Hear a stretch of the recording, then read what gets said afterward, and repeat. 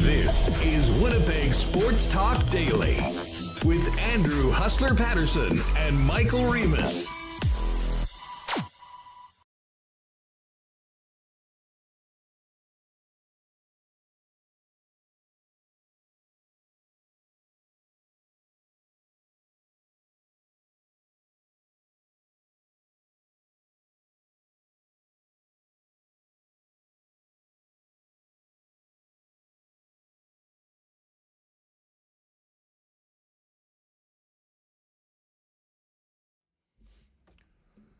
What is up, everyone? Hope you had a great weekend. We are back with a couple more shows in 2024 here on Winnipeg Sports Talk. We got a big one tonight. Tons to get to from the weekend.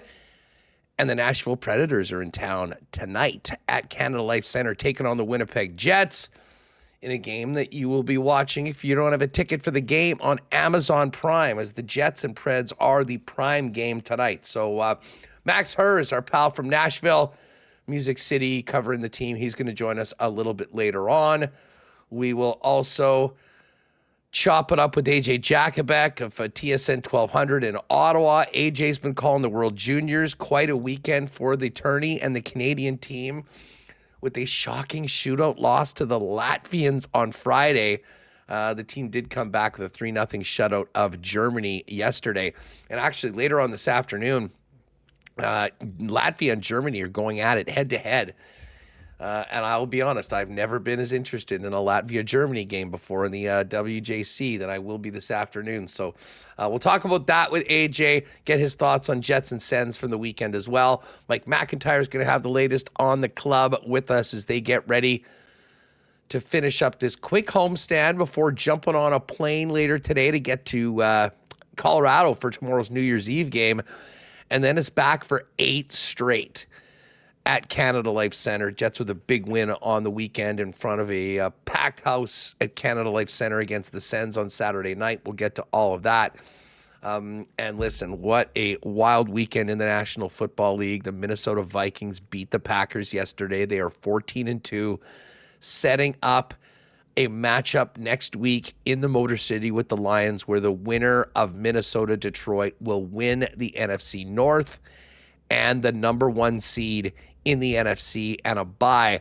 Loser goes all the way down to the 5 seed and will play either the Rams or the Buccaneers in the first round of the playoffs. So we've got a lot to get to. I will mention, just off the top, tonight is a big night over at Coolbet Poker. And tonight is the night where the Costa Rica tournament is going to be decided. There's 2 qualifiers coming out of a tournament, and we have 1 spot in the tourney. So if you have played with us in any of our Winnipeg Sports Talk Lock Shop Poker Opens and you are a Coolbet poker player, make sure to stick around for the Coolbet line segment. So like Randy D, Eagle Eyes, and by the way, congratulations to Cowboy. Cowboy won the ticket that was up for grabs in the lock shop earlier today, so he will be in it. So anyway, stick around at the end of the program. Coolbet poker players, if there's a few here, we'll do a little spin the wheel and hopefully maybe have a WST or go down to Costa Rica to represent the squad down at that event. Just before we bring in Michael Remis, huge thanks to all of our sponsors. And a quick reminder, draw number 2 for the Ultimate 50-50 draw goes tomorrow night, New Year's Eve, Canada, United States. The first draw is already gone. Get your tickets now, hockeymanitoba.myshopify.com, and make sure you get in. Those pots are going to be growing. There's one more on New Year's Eve, and then a final draw on January 5th. So get your tickets, hockeymanitoba.myshopify.com. www.winnipegsportstalk.com. And don't forget, of the 50% that doesn't go to the winner, all staying right here promoting grassroots hockey initiatives. But don't forget to get those tickets because you can't win if you're not in. Also want to thank Coolbet, of course, Princess Auto, Rolly's Transfer, Manitoba Battery, fansfirst.ca, the Winnipeg Jets, Canadian Club, Wallace & Wallace, F Apparel, Royal Sports, the gang over at Boston Pizza, and we will get to a why not question of the day for our friends at Not Autocorp over at Waverly and McGillivray. A big welcome and Happy New Year to everybody in chat. Oh, I see Eagle Eyes. Eagle Eyes is all fired up for that. And welcome to you, Michael Remis. What's up? How was the weekend? Yeah, solid weekend. What do we got? Some tobogganing in, a big tobogganing guy. Now Huss, and took in the Moose game yesterday afternoon. I wanted to ask you, while you bring yourself in via the camera, I wanted to ask you, how did Evan and his friends like Tyrell Bauer's scrap yesterday at the game? That was a big, lengthy heavyweight tilt. Yeah, shout out to the Moose for hosting 150 of us for a Hanukkah candlelighting led by Rabbi Matt Leibel before the game. So, yes, my son's two favorite things, Hanukkah and hockey, coming together. And, yeah, we walked around. His friends were getting popcorn. He's like, what do you want? I said to him, what do you want? He said, ice cream. We found the ice cream place new for this year. Got him 2 scoops, munching this ice cream. And Tyrell Bauer and Alex Petrovic dropped the gloves. Everyone's going crazy. This is a very extended, over-the-top fight in terms of hockey fights.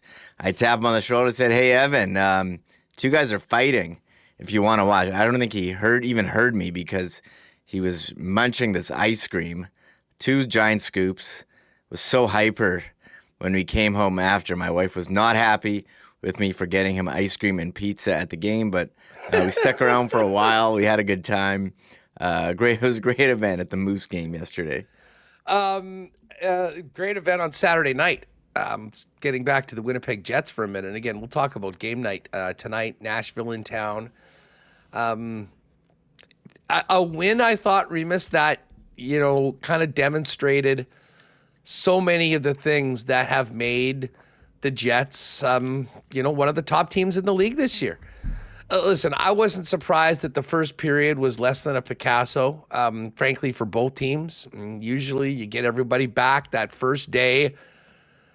Back in action after the Christmas break can sometimes be a little bit of a grind. I would suggest that was. Listen, a couple of the penalties that most of the people in the building did not like, ended up in the back of the Jet net. Beautiful power play goal to get Ottawa on the board. He scored another later on, and all of a sudden it's 2-0, and you realize, oh, man, you don't want to waste a game like this away. But, Ottawa's a good team. That's a playoff team right now. They're in a wild card spot. They are looking to kind of graduate from a team that has a lot of potential to a team that is in the conversation. And I think they're doing a good job on that. They're doing it without Linus Ullmark right now. And it was Mads Søgaard that had to defend that 2-0 lead. And unfortunately for the Ottawa Senators, Reem, when the Jets got going, in particular, their power play got going, it completely flipped the game. Mark Scheifele, with an absolutely gorgeous backhand, tied the game up. And then in the third period, it was time for Nikolai Ehlers to take over. Beautiful setup on the go-ahead goal. Iced it with a goal of his own. And the Jets got a big, big win in front of their home fans and stayed on top of the Central Division. Pretty fun night at the rink on Saturday.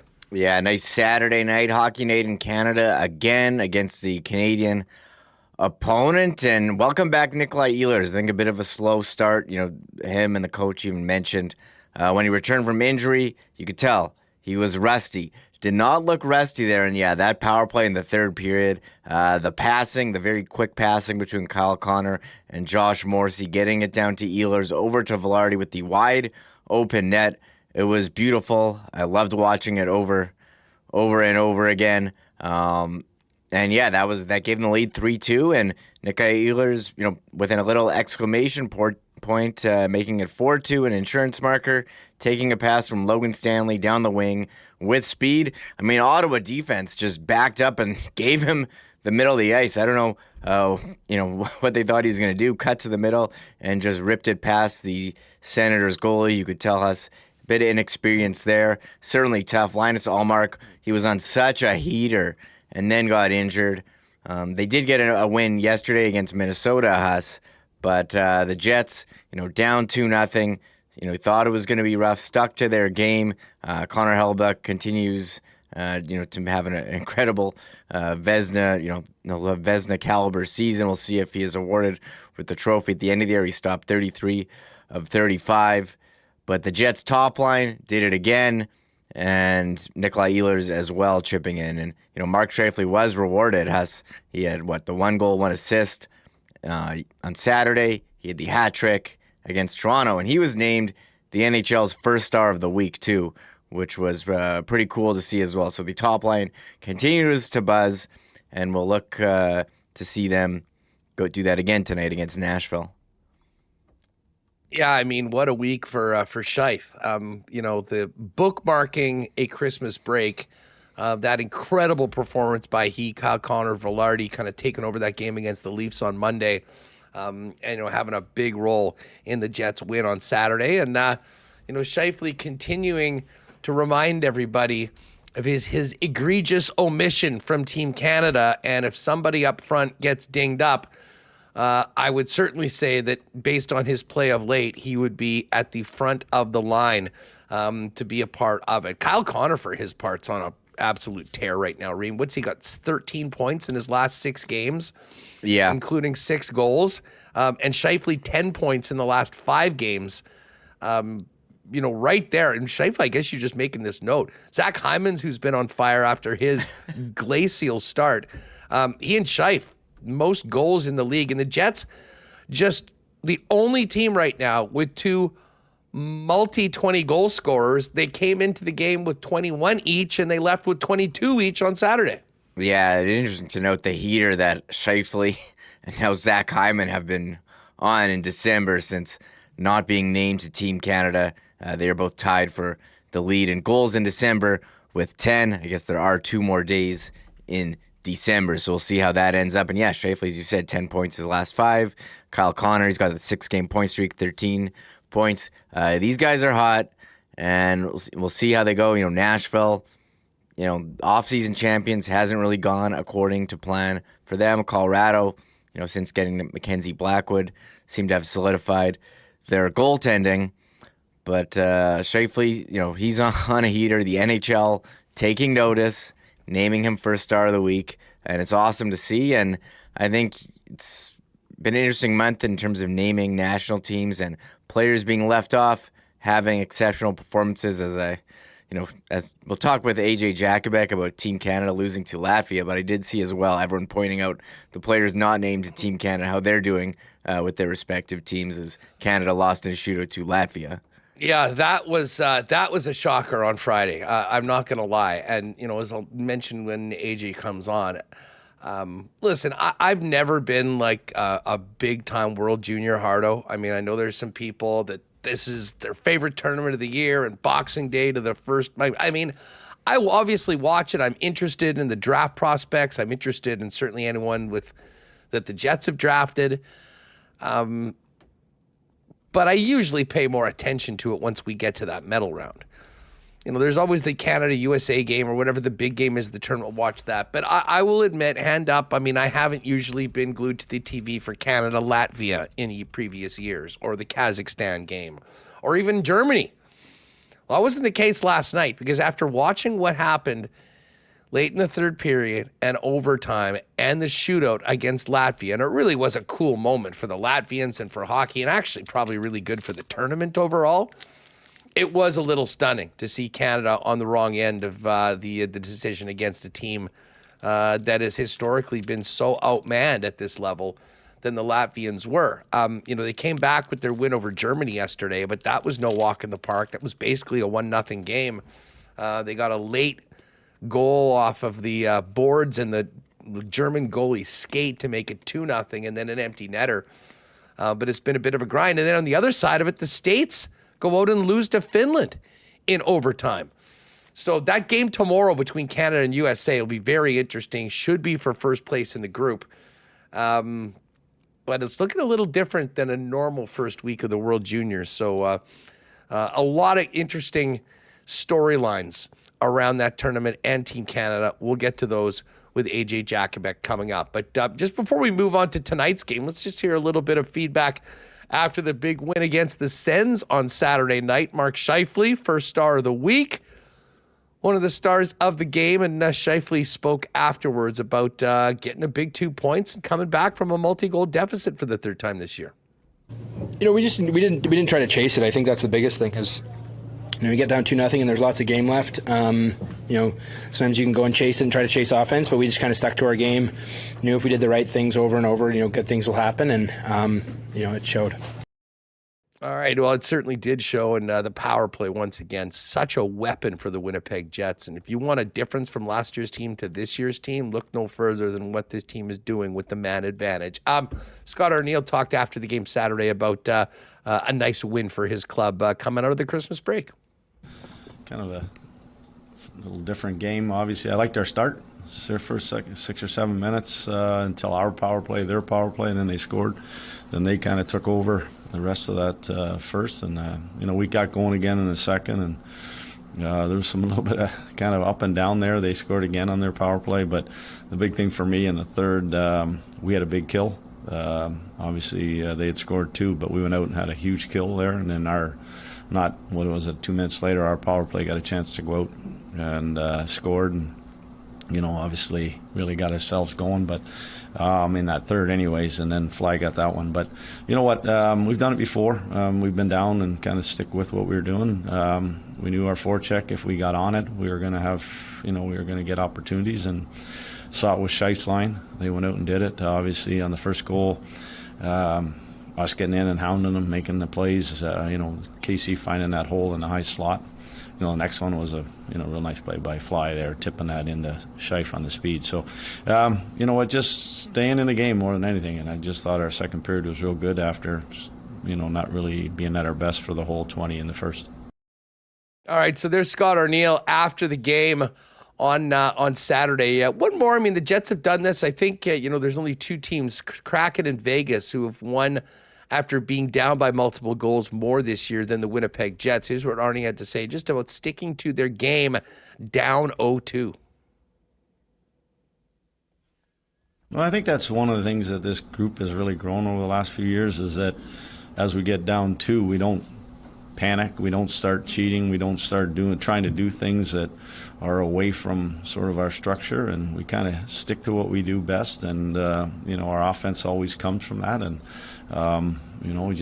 it was try to stay at what we were doing, get Ottawa to make a mistake, and they did, and we capitalized. Once we got the first, crowd get into it, kind of changed. Our bench kind of got going. It was really, we had some guys that didn't play a whole lot with all the power plays kind of on both sides, and so it really got us back into kind of a rhythm, and we got going, and it was a real solid second.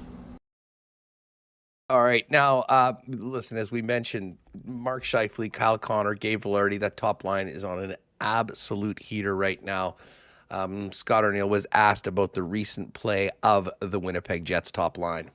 Well, the big thing we talked about, and I've talked to you guys about, is their buy-in to playing without the puck.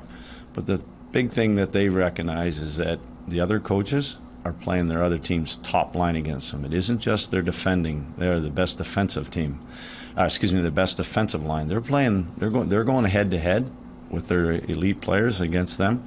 And that's kind of been my kind of challenge to them. Okay, here you go. Now you're not just seeing Adam Lowry every shift. You're seeing the other team's top line. Now you got to go be better than them, because if you don't, they're going to be scoring against you. They're going to get opportunities against you, and that's kind of the buy-in, is they're recognizing if it's tonight, with whoever they're matching up against, if they're better than they are defending, they're going to have the puck more, and that whatever that top line is, they're going to have to spend time in their end of the rink. And for me, you love to see that. You love to see when your top line is going head-to-head and you're making them defend all night. And those guys are getting chances. Scheif, KC, Gabe are getting chances offensively. Yeah, that line has been a all-caps problem for the rest of the National Hockey League as of late. And Haven't heard as much lately about breaking up the top line, Remis, as maybe at earlier times in the season. And why the heck would you when these guys are playing the way they are right now? Nikolai Ehlers a big part of the power play. And, of course, first star of the game on Saturday night.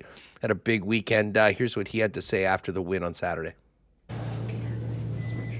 We got after them.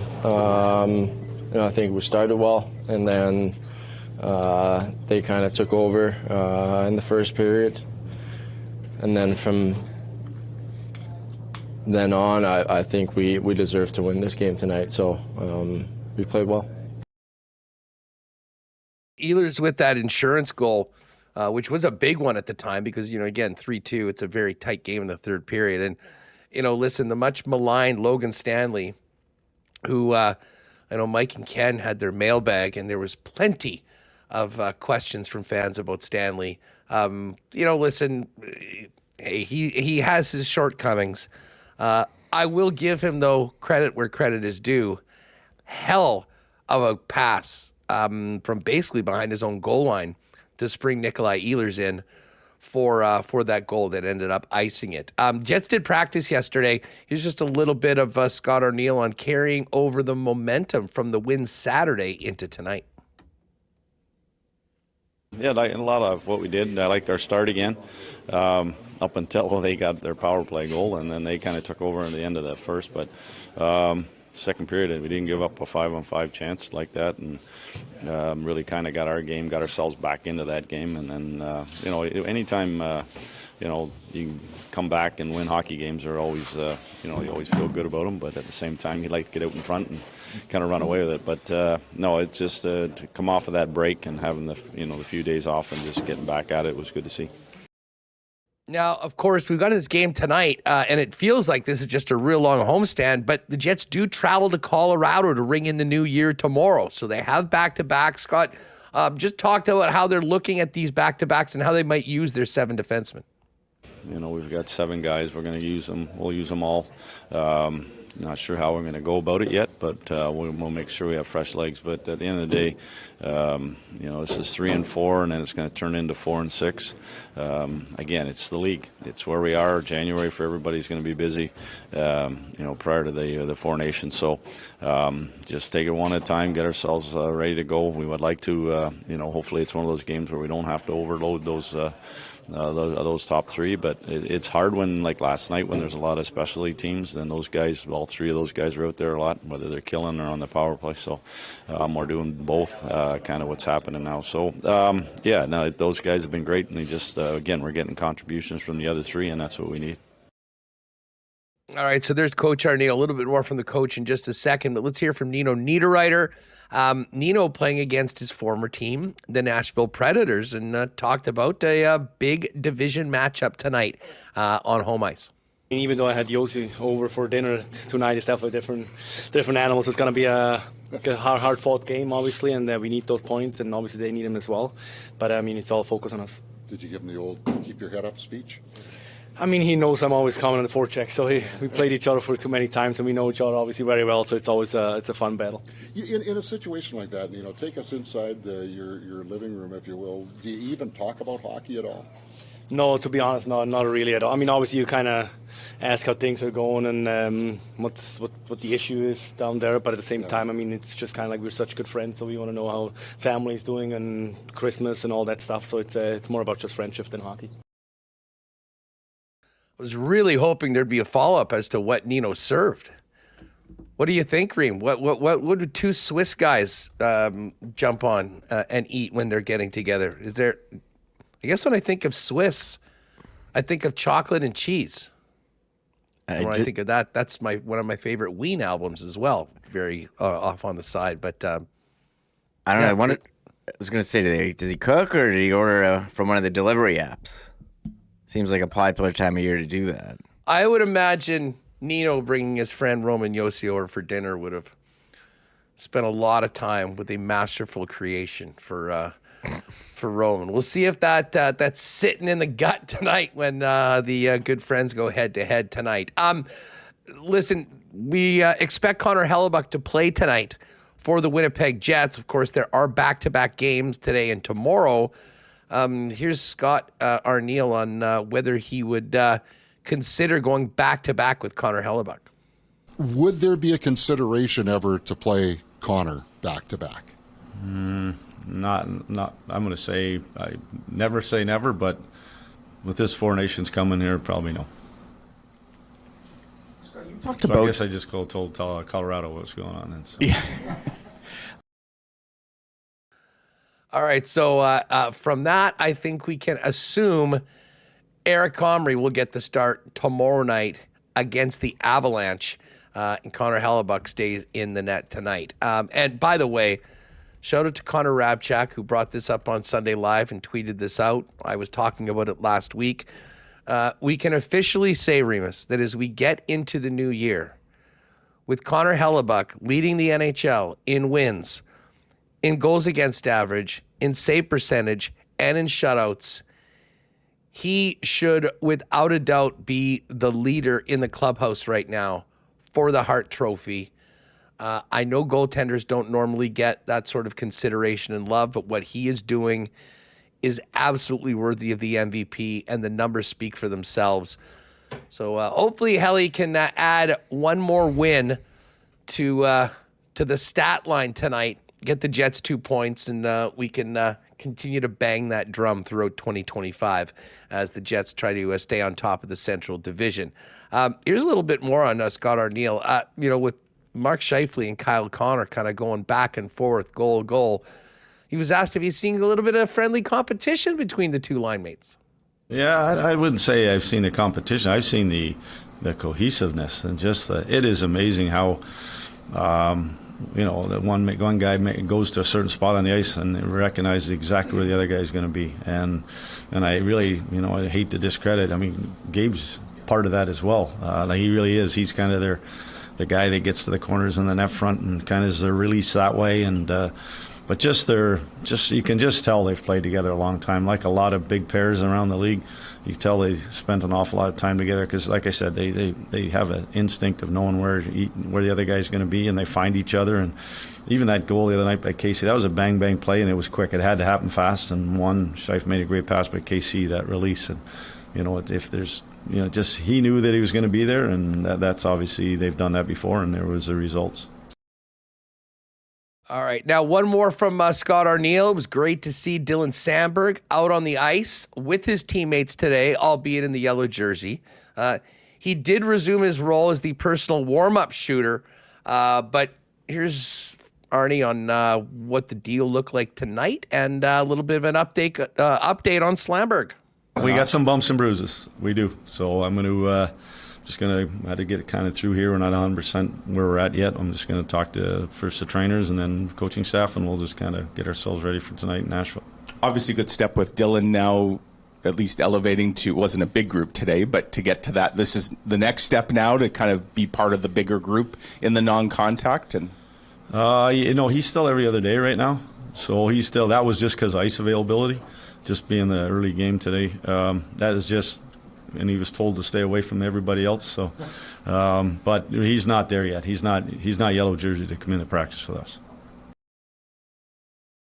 All right, so there is Coach Arniel. What is it? Is it a 6:30 game tonight, Reem?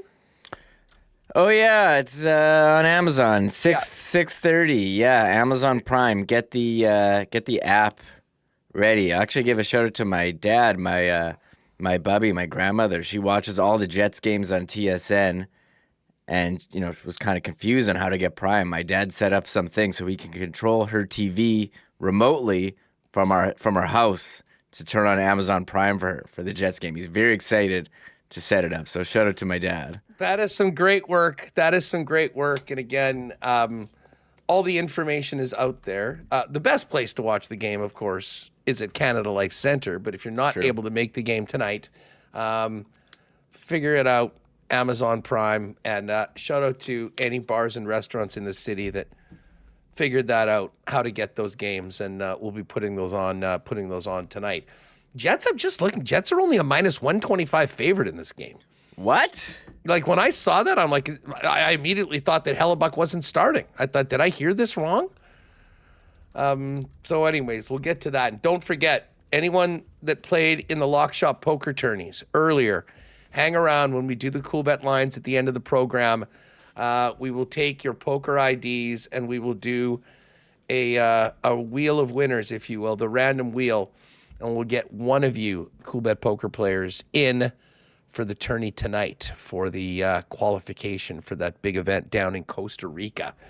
Awesome prize, and not a huge tourney. I mean, there's no other way to get in other than to win a spot or to have already qualified.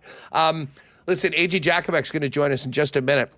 But as I mentioned, we're going to be talking World Juniors, and the World Junior Ultimate 50-50 draw continues right now. And it's time to get your tickets for the draw tomorrow night after the New Year's Eve game between Canada and the United States.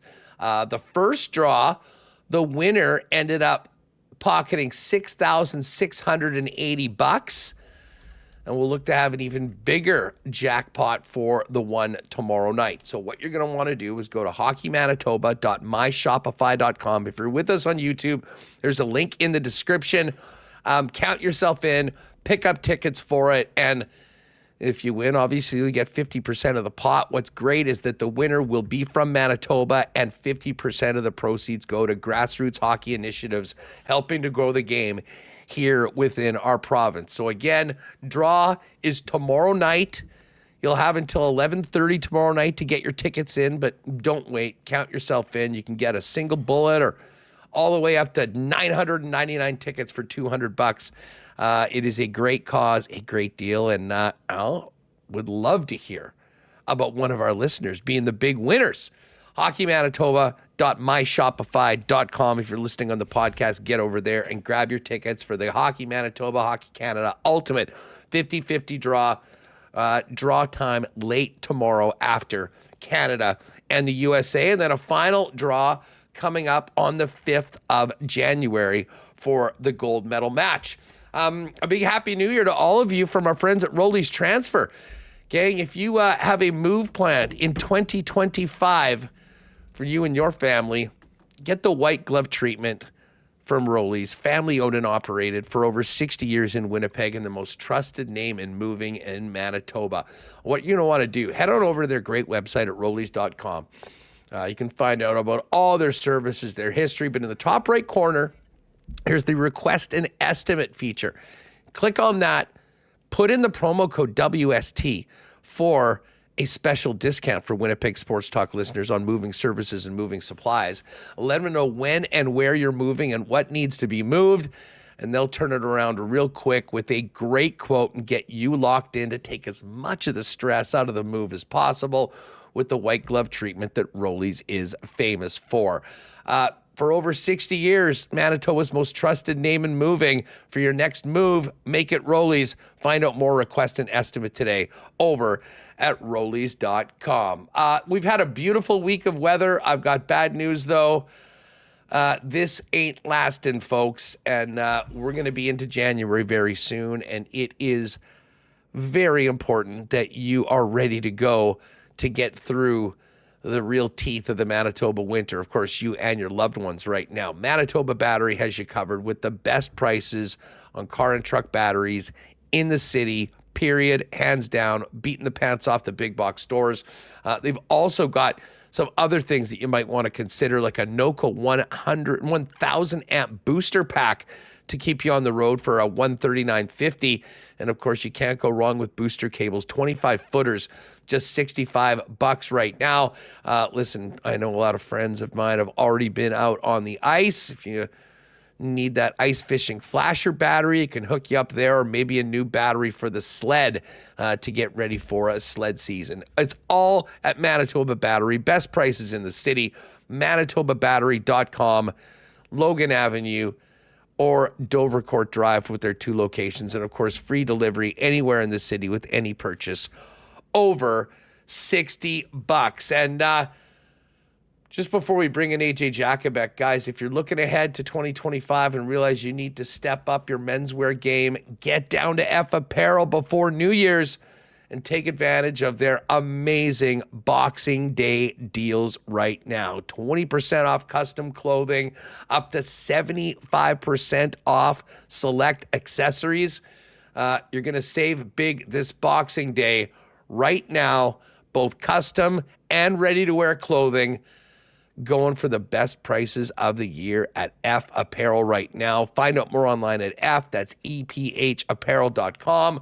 But I would definitely suggest, if you have time, get down there today or tomorrow and check out everything on sale in the store as well. And, of course, you can get fitted and get going with the great staff at F as well. 190 Smith Street downtown. Again, F Apparel online. All right, Mike McIntyre will join us a little bit later on. Max Herz on the Predators.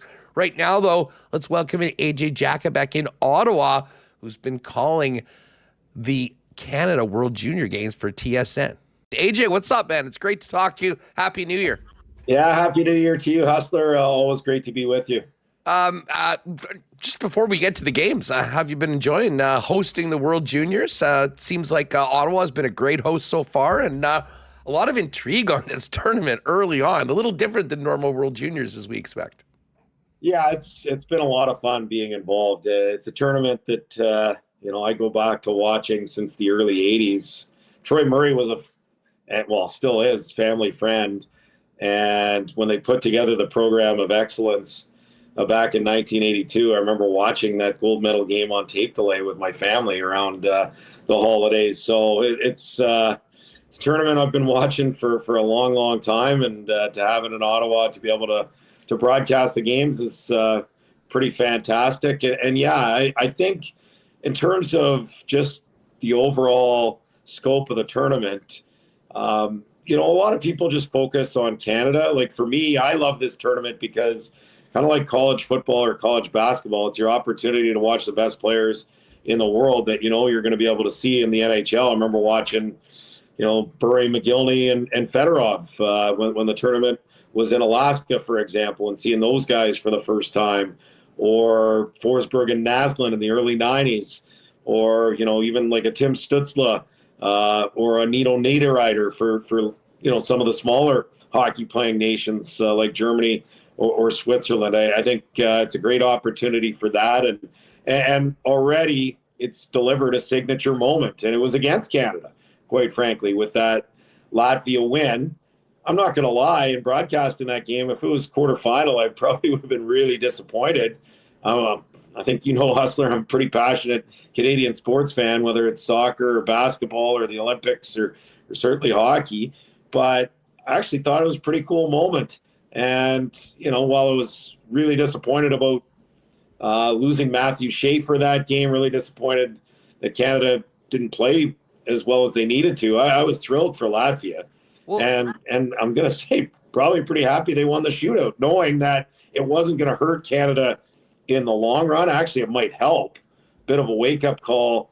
And they still control their destiny for first with a win over the United States. But just to see that Latvian team play the way they did and knowing what it means to those players in that entire country, one of the biggest results in their hockey history, I thought it was really cool to be a part of that. So, yeah, I mean, the Latvia signature moments, and listen, this isn't a long list internationally, have really kind of been in and around the World Championships. And this certainly was the win for them. And it was interesting hearing the coach after the game said it meant everything, but it also means nothing because they still got work to do going forward. But, I mean, you're there in the building calling it.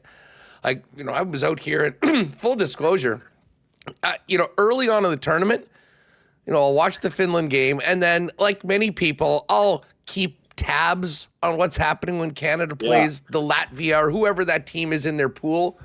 But that's one that, maybe you're paying attention to the NHL that night.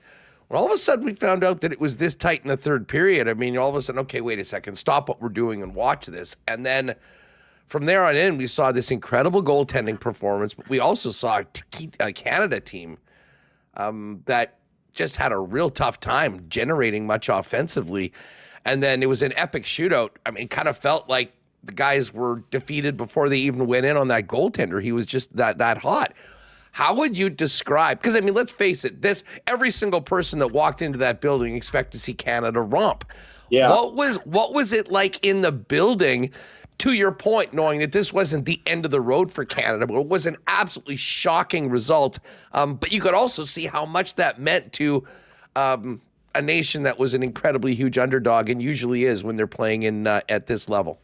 Yeah, I think, a lot of fans were in disbelief. Like you look at Latvia at the senior level, it's much different, an age group tournament. There's a reason why, Canada is able to dominate this tournament with 20 gold medals, for example, since 1982. It's because they've just got more depth. In a senior national tournament, like if you've got 3 to 5 quality players in each age group, you can at least build some depth in your senior pool and be quite competitive. And that's why you see, for example, and I know the World Championships doesn't feature the best players in the world because the playoffs are on and certain players decide not to represent, but it's a lot closer just because they're able to accumulate some of that depth. A country like Latvia, for example, over the course of like 10 or 12 age groups. But when you're talking about a small nation with 22 hockey rinks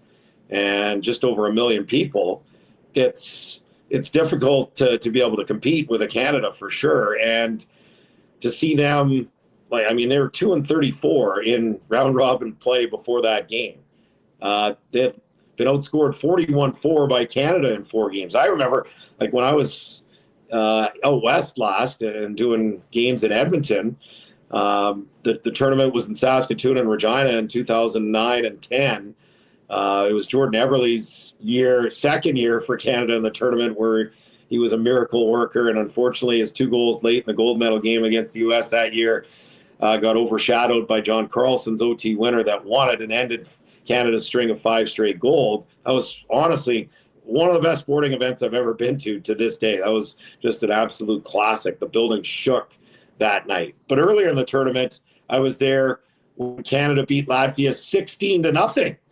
And last year was 10-0. So did I expect 16-0 or 10-0? Maybe not. But I'd watched Latvia in the pre-tournament. I went to watch them against Czechia in Brockville, and they lost 5-1. And I thought, okay, they've got some good players. They got 3 or 4 pretty solid D. Maybe a couple of good lines, but I just figured Canada with 4 lines would wear them down and find a way to dominate. But offensively, it's been a challenge. Now, give Latvia a lot of credit, and they did this against the United States as well. It's not just the goalie. Man, they cut off the middle of the ice. They blocked shots, and incredible how they got into the shooting lanes. Just the sacrifice of those players as well. I was so impressed with Latvia. And nothing against Germany. They impressed me last night in their own right. And we can get to Canada's struggles in a moment. But I really hope Latvia finds a way to get past Germany and into the quarterfinals and maybe provides a shock there. We'll wait and see. Well, it's funny you bring that up. It's funny you bring that up because I'm just looking at it. So 2:30 our time this afternoon, we'll just be finishing the show. Yeah. Latvia and Germany will drop the puck. And this is the most intriguing Latvia-Germany matchup I think we've ever had at this point of the tournament because of what's happened so far. And then, of course, we were all stunned about Canada losing in the shootout to the Latvians. And then the Finns followed it up by beating the United States in overtime. So it really is more wide open in this group, certainly not on the other one right now. But let me just ask you, because, last night, 3-0 shutout, empty netter, but a very tight game through the majority of it until Canada got that break for the 2-0 lead later on. Where are we at with Team Canada right now? Is this a crisis that this team can't score? Or are they just an absolutely elite defensive team right now that has shut everybody down? And Carter George hasn't let in a goal, I don't think, yet in this tourney. Yeah, Carter George has been sensational. He's unflappable. There's so much consternation, and I think for good reason, about goaltending in Canada. When you look at the NHL, when you look at the upcoming 4 Nations tournament, and then, of course, the Olympics next year, there's not a lot of Canadian depth when it comes to NHL goalies. And then you look at the way Carter George and even Jakubec, the young 17-year-old, how he performed in that game against Latvia. He was the bright spot for Canada, even in a losing cause. That certainly wasn't on him that they lost that game. So a couple things work in their favor. I think the chaos in Group A has been great. It's been great for this tournament.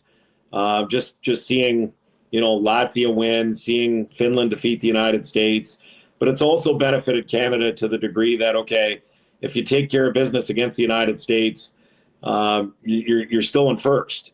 Now, if you lose, you could be in third. So that's the flip side of that part of it. And then you could be playing Sweden or Czechia in the quarterfinals, which is a much more difficult matchup. Now, they did beat both those teams in the pre-tournament. And I think one of the good things for Canada is there's no dominant team here. The U.S. was really good last year. There's no team as good as the United States was last year. Part of that, I think, was Canada's own doing. I think they left too much skill and size at home. Beckett, Seneca, Carter, Jakubec. Look, you're always going to have tough decisions. I mean, you look at Team Canada in the Four Nations Cup and players the caliber of Mark Scheifele and Zach Hyman that aren't going to be on the team. But I look at 13 forwards and I say, okay, well, there's 13 pretty deserving forwards. You can make an argument for those two for sure. And I'm guessing people in Winnipeg have on Scheifele, and for good reason. He's having a great season. He's a heck of a player. It's nice to know you've got a couple of players that can fill in if they've got some injuries, the caliber of Scheifele and Hyman. But for this Canada team, I don't see a team full of Beckett, Senecas or Carter, Jakubec. So it surprised me that they left those guys at home.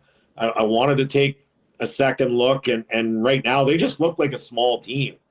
They've got 6 guys that are under 6 feet tall up front, and not all of them are scorers. I think there's room. There's always room for the small guy in hockey, but I don't know if there's room for 6 of them.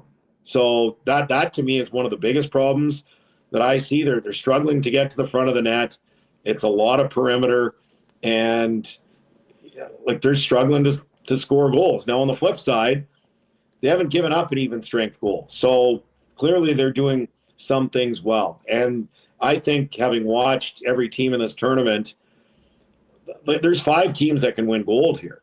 It's Czechia, it's Sweden, it's Canada, it's Finland, it's the United States. It's going to be who's on their game. But unfortunately for Canada, the margin for error is pretty thin. And it looks like they're going to have to bring their A game every game, because I don't think their B game against those teams, if they bring their A game, is going to be good enough without some of these top players that they've left at home. Well, let's get to tomorrow night, New Year's Eve, Canada, USA. The tradition returns. Canada has lost in a shootout to Latvia. The U.S. lost in overtime to Finland.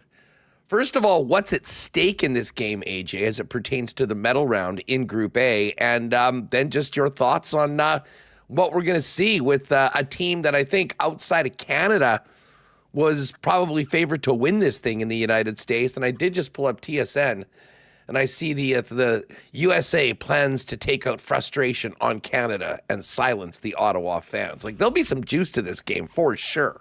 Yeah. And you can feel it in the building yesterday. I felt like the atmosphere for the Latvia game was a little bit flat, and maybe that was because people just expected them to come in and win 10-0. And I felt the juice in the building, especially in the first.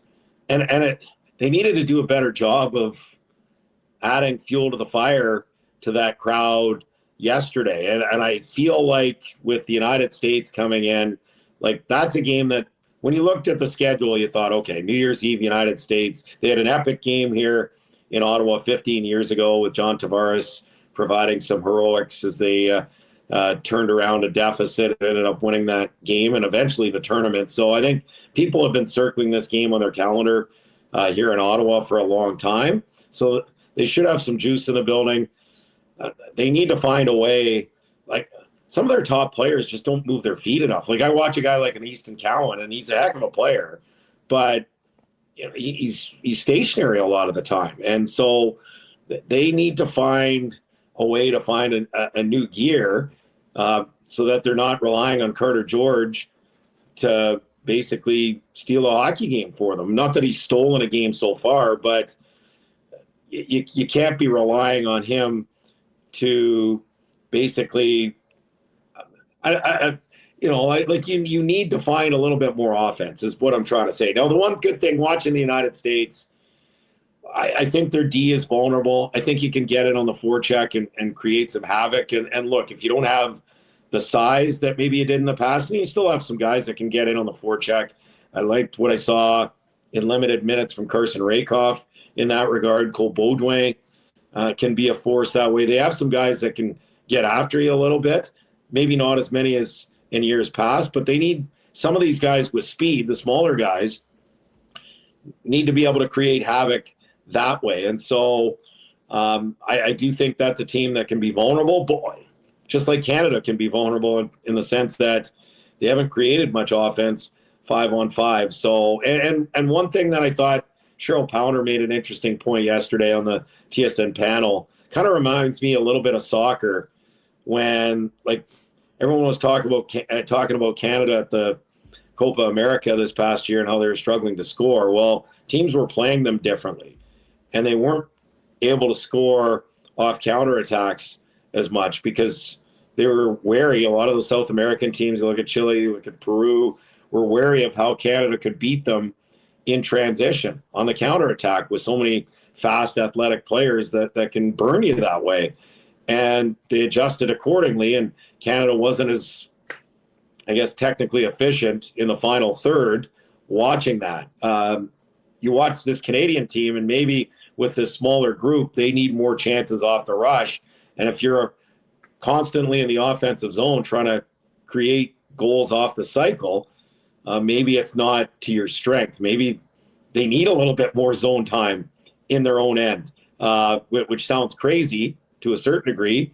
But if you're already pretty solid there and you've got great goaltending and you can maybe create some more offense off the rush, which they haven't really been able to do very often in this tournament, maybe that is their bread and butter. So maybe they're just they did play pretty well against Finland. And again, they beat Sweden and Czechia. Maybe just playing teams that are going to play in their end a little bit more actually helps them create a little bit more offense. Well, we'll see if this United States challenge brings out the best in Canada. And then it's on to the medal round. Hey, before we go, we just had Jets Sens here on Saturday night. Get a chance to see much of that.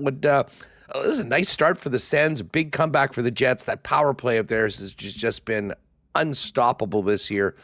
Showed us as well. But, I mean, listen, Minnesota comes back with a win last night. The Sens get the win last night in Minnesota against the Wild. Everyone was happy about that. And this team's going to head into the new year, AJ, in a very different scenario than they've been in a long time.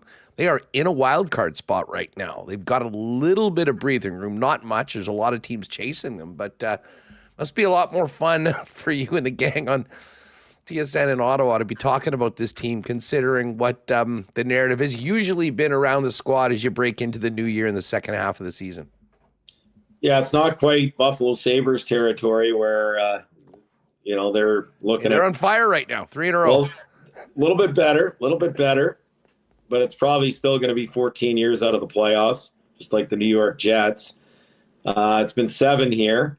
I was in Edmonton for part of the decade of darkness, so I know what this is all about.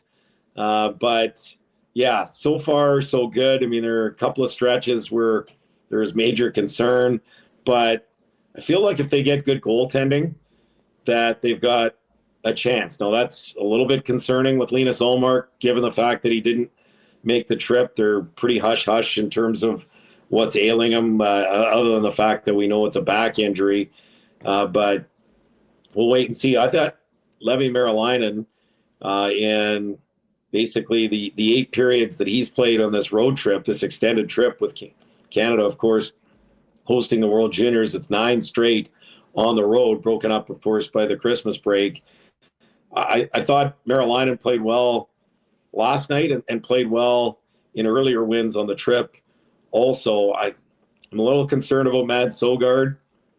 Doesn't really feel like he's progressed. He's never really played his best hockey at the NHL level. So, and even Anton Forsberg, who's on the trip, like he hasn't had a great season either. So you're a little bit concerned about the goaltending situation if Ullmark's not able to come back in short order. But, you know, they've built a little bit of a cushion for the wild card, and you look behind them and there's a lot of uninspiring teams at the bottom half of the standings in the East. So they look like a different team this year.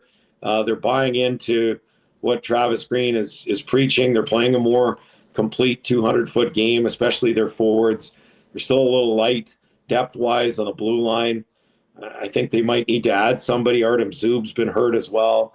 But for the most part, this team has looked like a playoff team, and we'll see if they can keep it going. Hey, speaking of that, just before we go, another one of the teams that you support, the Commanders, are trying to do, or I think they have done what the Ottawa Senators want to do, and that is turn things around and get into the postseason. Will you be sending a thank you note to Raheem Morris for his complete botch job of the clock late in the game? But in all seriousness, how excited are you for Jaden Daniels and what is to come after the regular season, because the Commanders are back in the playoff dance? It's been a long time coming. Look, I had a good decade. You know, speaking of the decade of darkness in Edmonton with the Oilers, I had a really good decade. My first 10 years as a fan, they won 3 Super Bowls in the 80s and early 90s. It's been a lot of dark days since, but I think the biggest move they made, other than Jaden Daniels, but even still, like they'd find a way to screw that up in the past, is just ownership. When Dan Snyder sold the franchise, it gave the fan base hope, because to me, one of the worst owners in the history of North American professional sports in terms of how he treated the fans, but also how he handled that organization. And everything starts at the top. So a lot more faith in terms of what they're doing and where they're headed right now because of ownership. And yeah, to have a quarterback like Jaden Daniels who can wow you for sure, but I like his poise. I like what he can do in the pocket as well. I think he's got more staying power than, for example, RG3, who was fantastic out of the gate as well, but I don't think was as good a pocket passer, for example, as Jaden Daniels. It really feels like the future is bright, and certainly excited for this playoff. We'll see if they can win a game or two. I don't think they're good enough in terms of their entire roster to get to a Super Bowl, but wouldn't surprise me if they found a way to upset a team or two. It should be a real fun NFL playoff. Hey, that's why they play the games. The Commanders are coming in with house money, and they're going to be fun to watch, and it's been an amazing season for Jaden Daniels so far.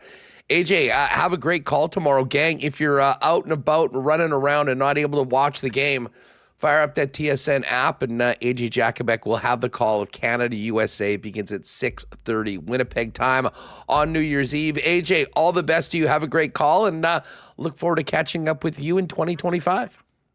Yeah, likewise, Hustler. All the best to you and Remis and everybody else there, and Happy New Year. Looking forward to the rest of this tournament. Thanks, pal. Enjoy the game tomorrow. Will do. All right, good stuff with AJ. Should be a fun game tomorrow. And as I say, if you're with us live, that Latvia-Germany game is getting going in about a half hour. We'll keep an eye on that. Mike McIntyre is coming up in just a minute. We'll check in on the Preds with Max Herz at the bottom of the hour. But if you jumped in late, just a quick heads up. For any of you that have joined us and have been a part of our Lock Shop Poker series and played poker at Coolbet, we've got a spot in a tournament tonight, which you can only either win a ticket or qualify. Other people have qualified already. So when we do the Coolbet lines in about 45 minutes, you're going to want to know what your Coolbet poker handle is. And anyone that has one that's with us, we'll put them in. We're going to do a random wheel spin. And whoever gets in there is going to join Cowboy, who won in the Lock Shop for a spot. And the top two get a trip down to Costa Rica at the end of January. So sounds pretty darn good. Listen, just before we bring in Mike, want to wish all of our friends at Princess Auto a very happy new year and thank them for their great support throughout 2024. Looking forward to a great 2025. Of course, you all know that Princess Auto has the best deals on the most unique assortment of tools and equipment around. Everything you need to complete the projects on your list or start something new for 2025 is waiting for you at Princess Auto. Great deals going on this week.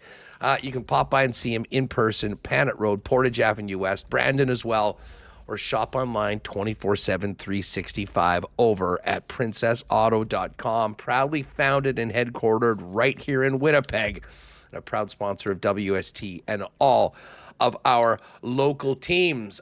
Hey, New Year's is tomorrow. If you want to step into 2025 with something extraordinarily delicious for you whiskey lovers, see if you can grab one of the last few bottles of the Canadian Club Classic 18-year-old high proof, which of course was released last month in limited quantities, and their last few are on the shelves right now. I know you can go and check out from store to store which place has it via the Manitoba Liquor Mart's website. But what you're looking for is the Canadian Club Classic 18-year-old high proof, their first ever 18-year-old whiskey, which just won gold at the 2024 International Wine and Spirit Competition. So a special day tomorrow. Many people like to ring in the new year with something special.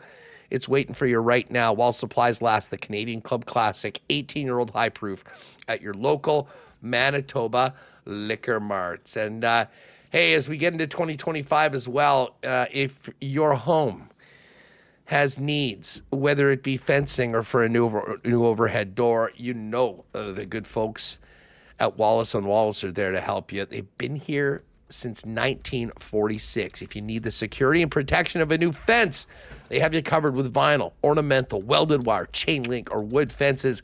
And if it is time for a new garage door for your house, they've got the best selection in town. And of course, we'll also have something perfect to match your home and add value to it as well. Give Wallace & Wallace a call, 452-2700. Their team will arrange a time to come out and give you a free estimate. You can also visit them at wallacefences.com or pop down and visit their showroom on Lawson Crescent, just off of Kenaston. All right, we'll have Max Herz from the Nashville side of things, but let's get ready for tonight's game and welcome in one more time for 2024, our pal Mike McIntyre from the Winnipeg Free Press. Mike, what's up? 2024 is upon us. We have reached the end of the road, if you will. And looking forward to New Year's. Always a fun time in the McIntyre house. My wife is a New Year's Eve baby. She was born on New Year's Eve. Almost was a New Year's baby, actually. Her mom had hung on for about another 45 minutes. She might have laid claim to the first baby born in Thunder Bay, which is her hometown. But instead, we celebrate on New Year's Eve, and looking forward to that. And looking forward to tonight's Jets game. Always a fun clash between the Jets and Predators, even though, geez, you look at the standings, Huss, these are two teams going in very different directions, to say the least. You know, it is, I mean, we'll get into this in a minute. I mean, just how crazy it is where both teams are. Maybe not necessarily the Jets, but certainly from our expectations of the Preds where they are. Will you be celebrating your wife's birthday by ditching her to Colorado for the Jets game tomorrow, or are you off that trip? I am not on that trip. Kenny has the New Year's Eve. He graciously volunteered to cover it. Good teammate that Ken Weeb is. So he's got that one. And then of course we settle in for an extent of home. You just lost Mike. Winnipeg after. We did. I'm here, Huss. Can you hear me? Can you hear me? You just cut out for a minute. You said we settle in and then we went on. I think what you were saying, we settle in for 8 straight games at home on the longest homestand of the entire season. Yeah, very long homestand indeed. And you look at a couple of the teams that have rolled in here lately. So the Predators tonight, this is game 2 of a 6-game road trip. How weird of a road trip is this for them, Huss? They're going to make 2 stops here in Winnipeg. Game 2 and then Game 6 next week. And how about the Ottawa Senators, who are in town on Saturday? Now, they had the Christmas break in between, of course, but they're on a 9-game roadie. And that's, of course, due to the World Juniors, which has punted them out of their own arena. So, we talked about the Jets' travel and what that looked like. And, of course, they spent much of November on the road. There's other teams that are having some travel, extended travel as well. And I guess it's a product of the Four Nations and the condensed schedule. And I suspect in a way, Huss, we're going to see this all over again next year, right? Because NHL players are going to the Olympics. I suspect it'll be a very similar story next year. So the good thing for the Winnipeg Jets is they've been excellent at home. I mean, they've been pretty good no matter where they're playing. But 13-3-1, and now they play 9 of the next 10, including 8 in a row after tomorrow night at home. And not exactly facing the heavyweights of the NHL, but I know there's folks out there who say that or believe that the Jets sometimes play down to their competition. I'm not so sure about that. I mean, all teams have some off nights, and yeah, the Jets have dropped a few games. You look earlier this year, obviously they've dropped one to Nashville, Anaheim, Columbus. One thing those games had in common were back-to-backs and the second half of back-to-back. Tonight's the first half of the back-to-back, and the Jets are actually 3-0 in game 1 of a back-to-back. We'll see if they can run that to 4-0 tonight. Well, and listen, I mean, a lot of interesting possibilities for the team heading into tomorrow, but it certainly does seem like Eric Comrie is going to be the guy tasked with beating the Avalanche. Scott O'Neill, we played it earlier, quite clear that at this point in the season, especially with what's to come, back-to-back in Connor Hellebuyck, as great as he's been, is not really on his list of options. I mean, just on this, Mike, this next 10-game segment, an absolutely massive opportunity for the Jets to really fortify their spot at the top of the division, and right there at the top of the West as well. We've talked so much about the schedule, and you kind of mentioned what those teams are dealing with. The Jets have done that already. I mean, their period of their schedule, which was going to test them the most, was, through November and into December with those 15 straight games in different cities, like long road trips, back for one game, back out on the road. And this really is an opportunity to put the Jets in a great spot heading into that the Four Nations Cup, which, of course, will be played in with Josh Morrissey, Kyle Connor, and Connor Hellebuyck at this point. I mean, we've talked about the home record. They're 13-3-1. You mentioned it. This is the time to, make some serious strides at home right now. And, I mean, all they really need to do is continue what they've been doing all season long. What did you think about the way they turned the tables on the Ottawa Senators Saturday night before we get to tonight's matchup? Yeah, let me first say I was really impressed with the Ottawa Senators. And I watched them a little bit, the last couple weeks, and they obviously been playing some really good hockey. I watched them again yesterday, Huss, after they, playing on a back-to-back. They go into Minnesota against a rested Wild team. And I know the final score was just 3-1, but like they were the dominant team. I think they had 38 shots on goal. That's a good young team. I love the way the Senators came out the other night. Like you can tell that Travis Green has them pulling in the same direction. Obviously, with a captain like Brady Tkachuk and the way he plays, like the guy finishes every check, and a bunch of his teammates do the same thing.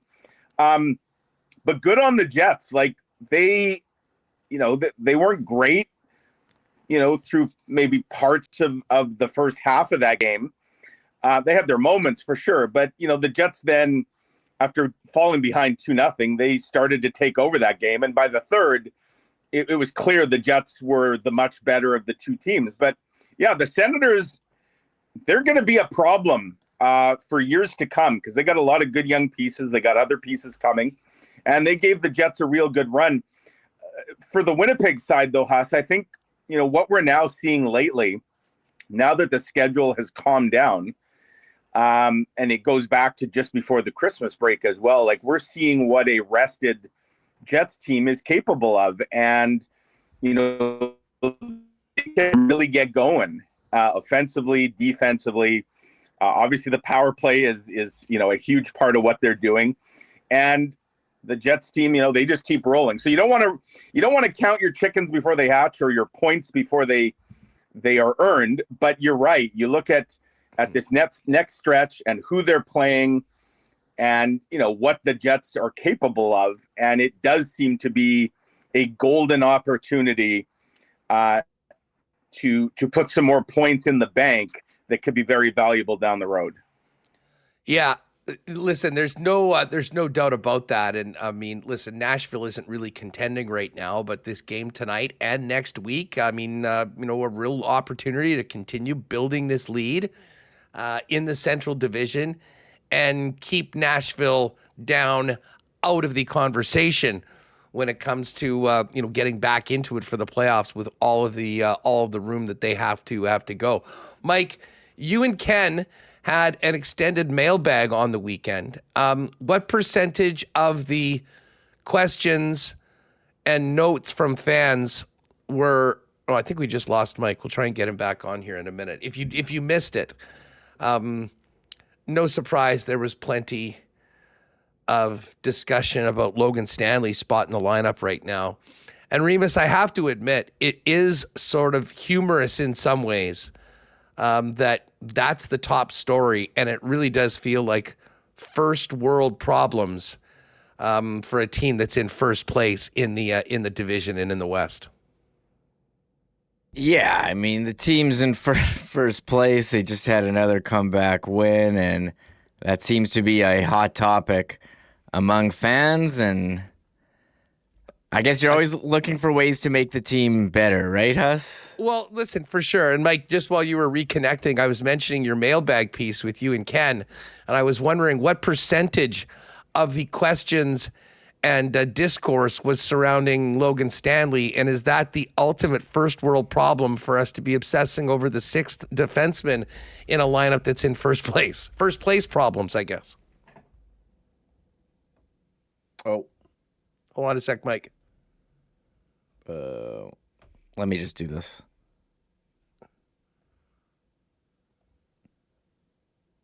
Think we're good now?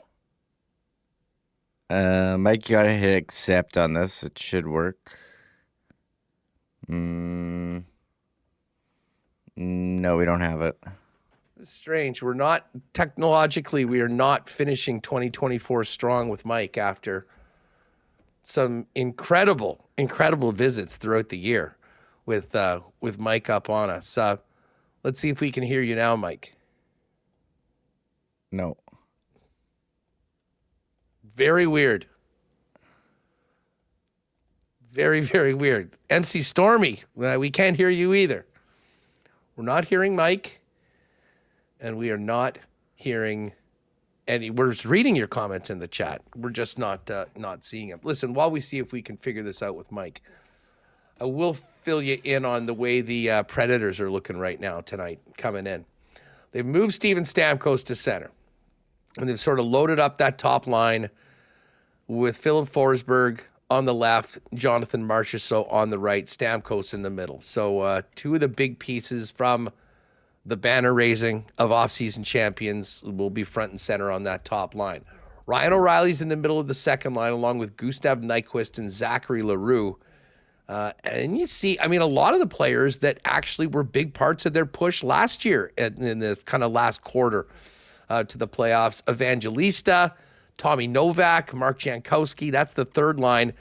And then big Michael McCarron in between Colton Sissons and Vinny Hinostroza. Roman Josi, the workhorse on the blue line. He's with Jeremy Lazone, Brady Shea, the other defenseman that came over, or the other player that kind of came over with the big free agent signings. He's with Nick Blankenberg. And then you've got Adam Wilsby and Luke Shen, and no surprise, UC Saros, the guy for Nashville, Eustace Annanen, who came over in that trade earlier this year, are the opponents tonight. As far as the Jets goes, we expect we can just play the Kirk Comtois hit. There are no changes. This is a team that has, although they will be figuring out how the defense is going to work right now. Now, Morrissey, DeMello, Pionk, and Miller, Stanley, and Heinola was how things looked last game. We'll see whether they go with that again tonight. But as I say, with the 7 defensemen, Dylan Coghlan recalled, we may see Coghlan get into one of these games over the course of these of the next couple.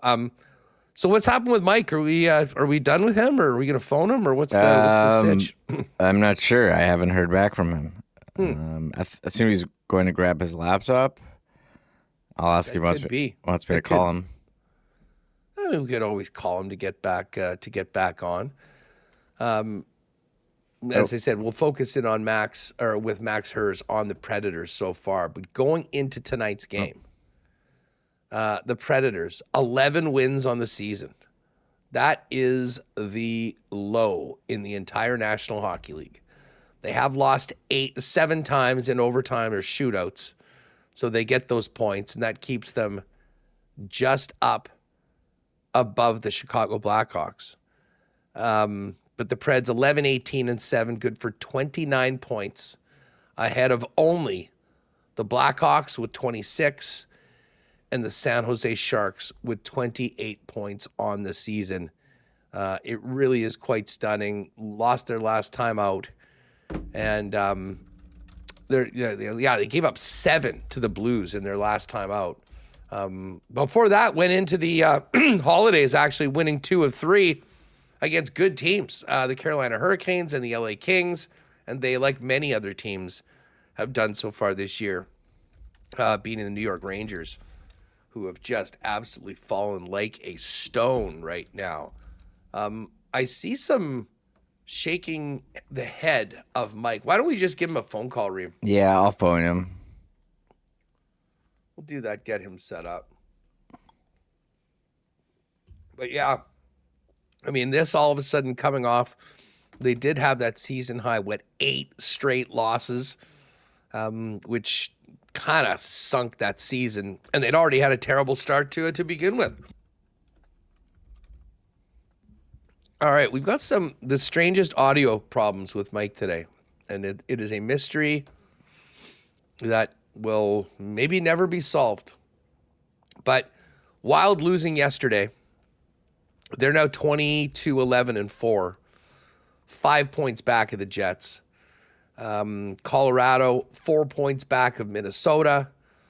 And then Dallas. And Dallas has not been very good lately. I mean, they beat the Blackhawks last night. They just lost an OT to the Wild on the weekend. And before that, had actually been one of the few teams that have lost to the Rangers in the last little while. After another loss to the Toronto Maple Leafs so far. So, listen, the Jets have a bit of a cushion right now in the division, and they got 9 of their next 10 at home. And you would love. I mean, they got off to a great start with the win over Ottawa. You've got this game tonight, and then a real tough spot tomorrow with the. Hello. There we go. Okay, I think we've got Mike back in. All right. Of course, the back-to-back. Yeah, a strange mystery, Mike, of technology today. It's not like this is the first time we've had you on the program or anything like that. And I'm not even sure where we were at right now. I blame Logan Stanley. I blame Logan Stanley. I mean, he's being blamed for everything, right? Might as well. The first place problems. So how much of the feedback was? Yeah, it was voluminous, that's for sure. Funny moment, Ken Wiebe and I were sitting in the press box on Saturday night, and we're putting together our Logan Stanley heavily influenced mailbag. And as we're actually typing answers out to various Logan Stanley questions, there's literally more commentary and questions flowing in. It felt like we were being hit at all angles, and of course the game was going on, and he was on the ice for the 2 power play goals against, which was only adding to the angst. And so, yeah, I don't know that I've seen it's been a while since we had a player this polarizing for sure. And what I'm really curious about, Huss, do you remember, I mean, the Jets have never really been in this position where they've been the number 1 team, certainly not for any length of time. I just wonder, like, is this unique to Winnipeg, or could we look around the landscape of the NHL and maybe even other pro sports and find, heavy discourse about one player, a player who plays in the absolute bottom of the lineup, who generates such a large volume of discussion? It really is incredible to me.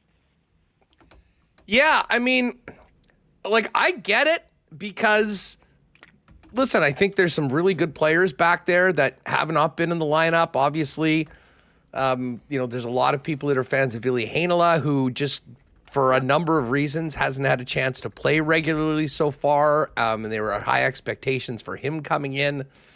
But at the end of the day, I mean, this is a kind of a conversation that's been happening for a few years, and without any more important burning issues for a team that looks the same most nights and has been taking care of business most nights. For those that are looking for things that aren't going right, I guess you can just focus on one guy on the back end. And listen, I'd say it's as much of a credit to just about everybody else, because there really aren't any other big hot button topics right now with the Winnipeg Jets other than, can they keep this thing rolling? No, that's true. And I'll say this, like, I've had people come at me from both sides of this issue, including the other night where I had lots of people saying, I'm not being critical enough of Stanley, not asking the right questions of the coach, which honestly, the questions have been asked of Scott Arniel and Logan Stanley, and Scott Arniel's answered them as much as he's willing to share with us about why he likes Logan Stanley, what he feels Logan Stanley brings. What I get the sense a lot of people want is for us to, like, get into an argument with Scott Arniel and basically throw a bunch of stuff back his way and basically say, well, you're wrong, and here's why I think you're wrong.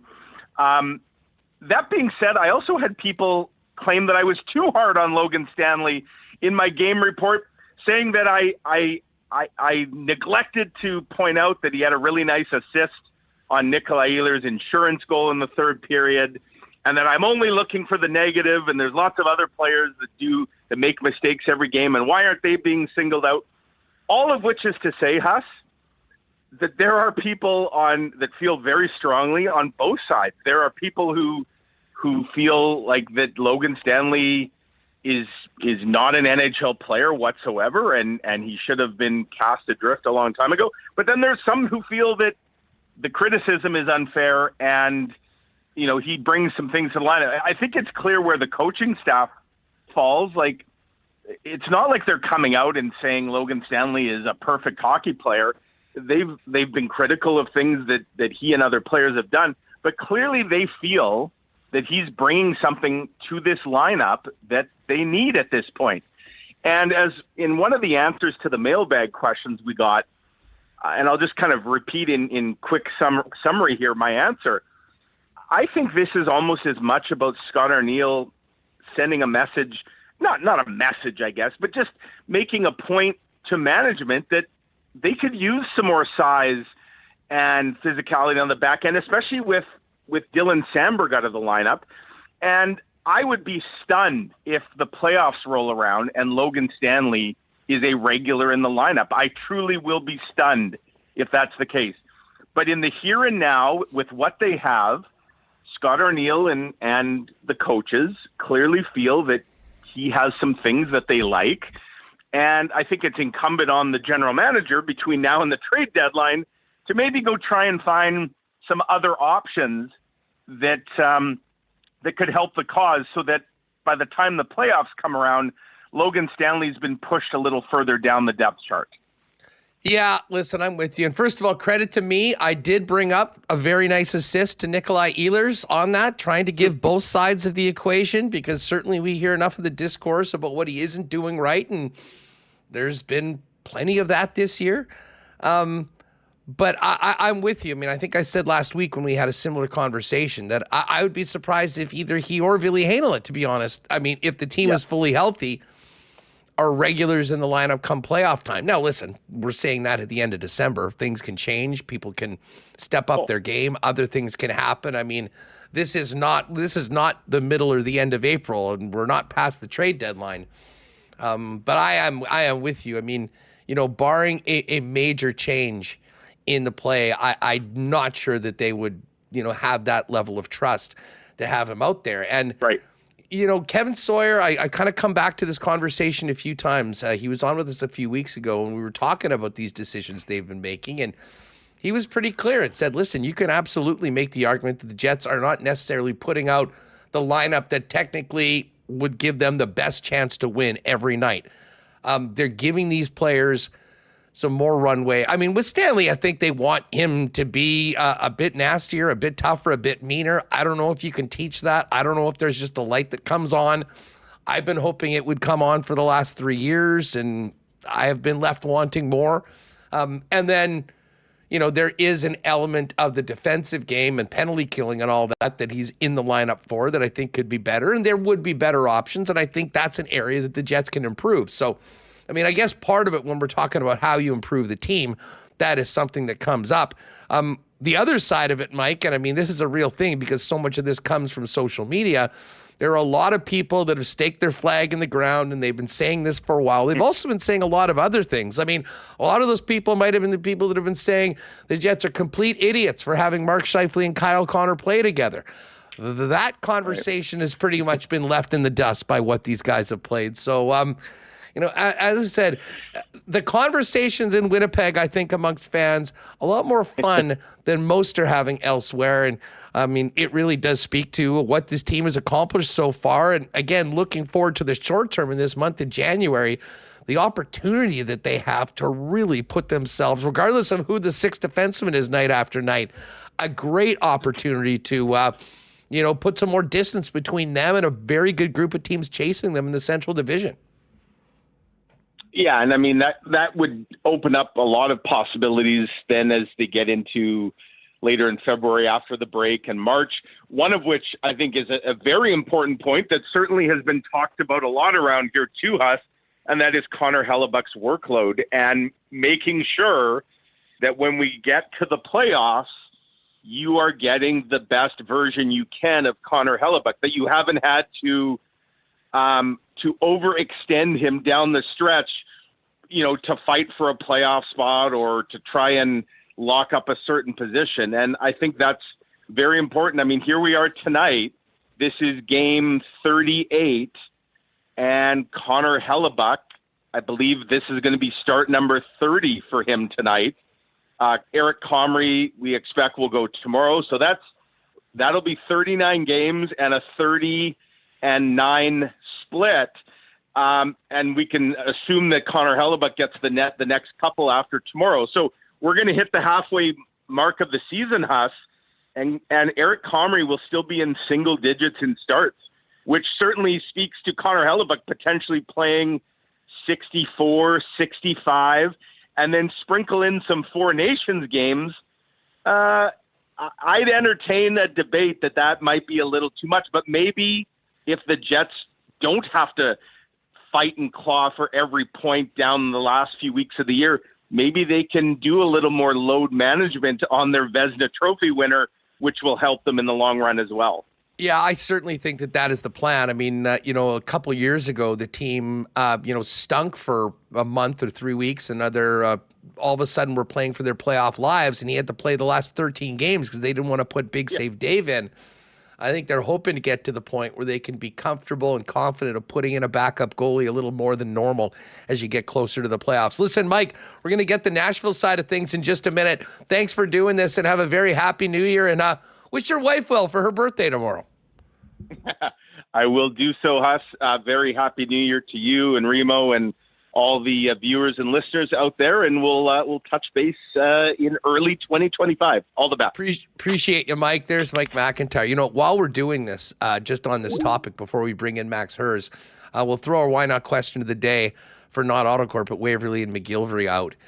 Enough talk about, what your take is on Stanley, but, the ideal defenseman If you were putting together the wish list for Kevin Cheveldayoff and sliding into his office and say, this is the guy you want to get, who would that be? On the blue line, moving forward, Rasmus Andersson would be top of that list. Heavy cost, though. One more year on the deal. We'll see. We'll get to your feedback coming up in fan feedback from fans first, coming up in just a minute. As I mentioned, we are going to welcome in Max Herz. Before we do that, though, a big cheers heading into the new year from our friends at Winnipeg's favorite local brewery, Little Brown Jug. Day out, learning new techniques, approaching new concepts, and living out the thrill of achieving your goals. Building a craft beer is no different. While you spend your hours on the ice, we spend ours here, brewing our trademark beer. Again, and again. Here's to pushing the status quo and challenging ourselves to build something memorable. 1919 by Little Brown Jug.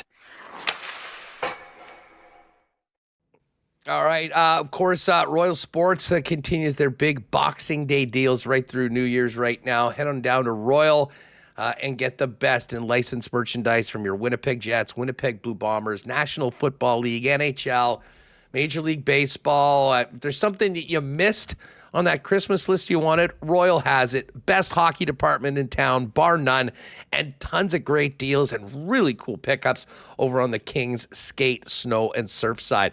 Don't forget, you can follow Royal Sports Winnipeg on Instagram for the latest merchandise drops and sale information as well. And get down there before those Boxing Day week deals are done from our friends at Royal Sports. And hey, tonight and tomorrow, busy nights at Boston Pizza. Get together with your gang and get ready for Jets and Preds tonight.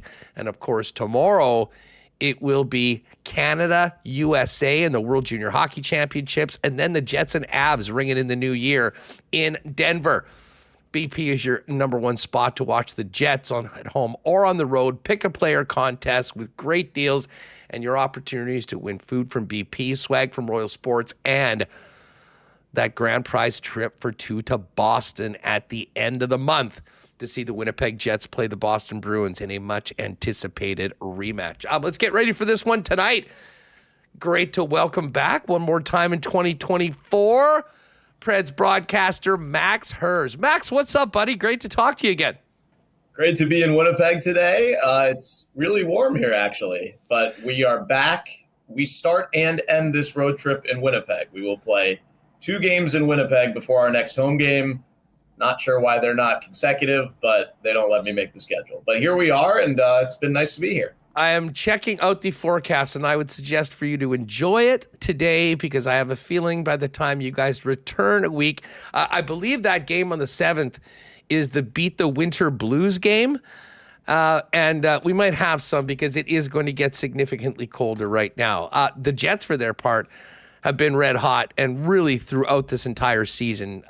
From before we get to the team that you cover mostly, What have your observations been, and what have you been hearing on your travels through the league about the Jets so far and their great start to the season?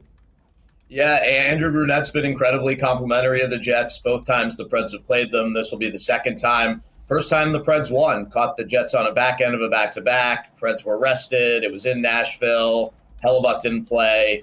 But that was a good, solid win for the Preds, and Bruno's message every time we've interviewed him about the Jets is they are stacked. They've got everything covered. His words to me in an interview this morning, they got a little bit of everything, and they got the full package. He highlighted the top line, which obviously is elite with Velarde fitting in there and being that missing piece this season that he didn't get a full chance to be last year.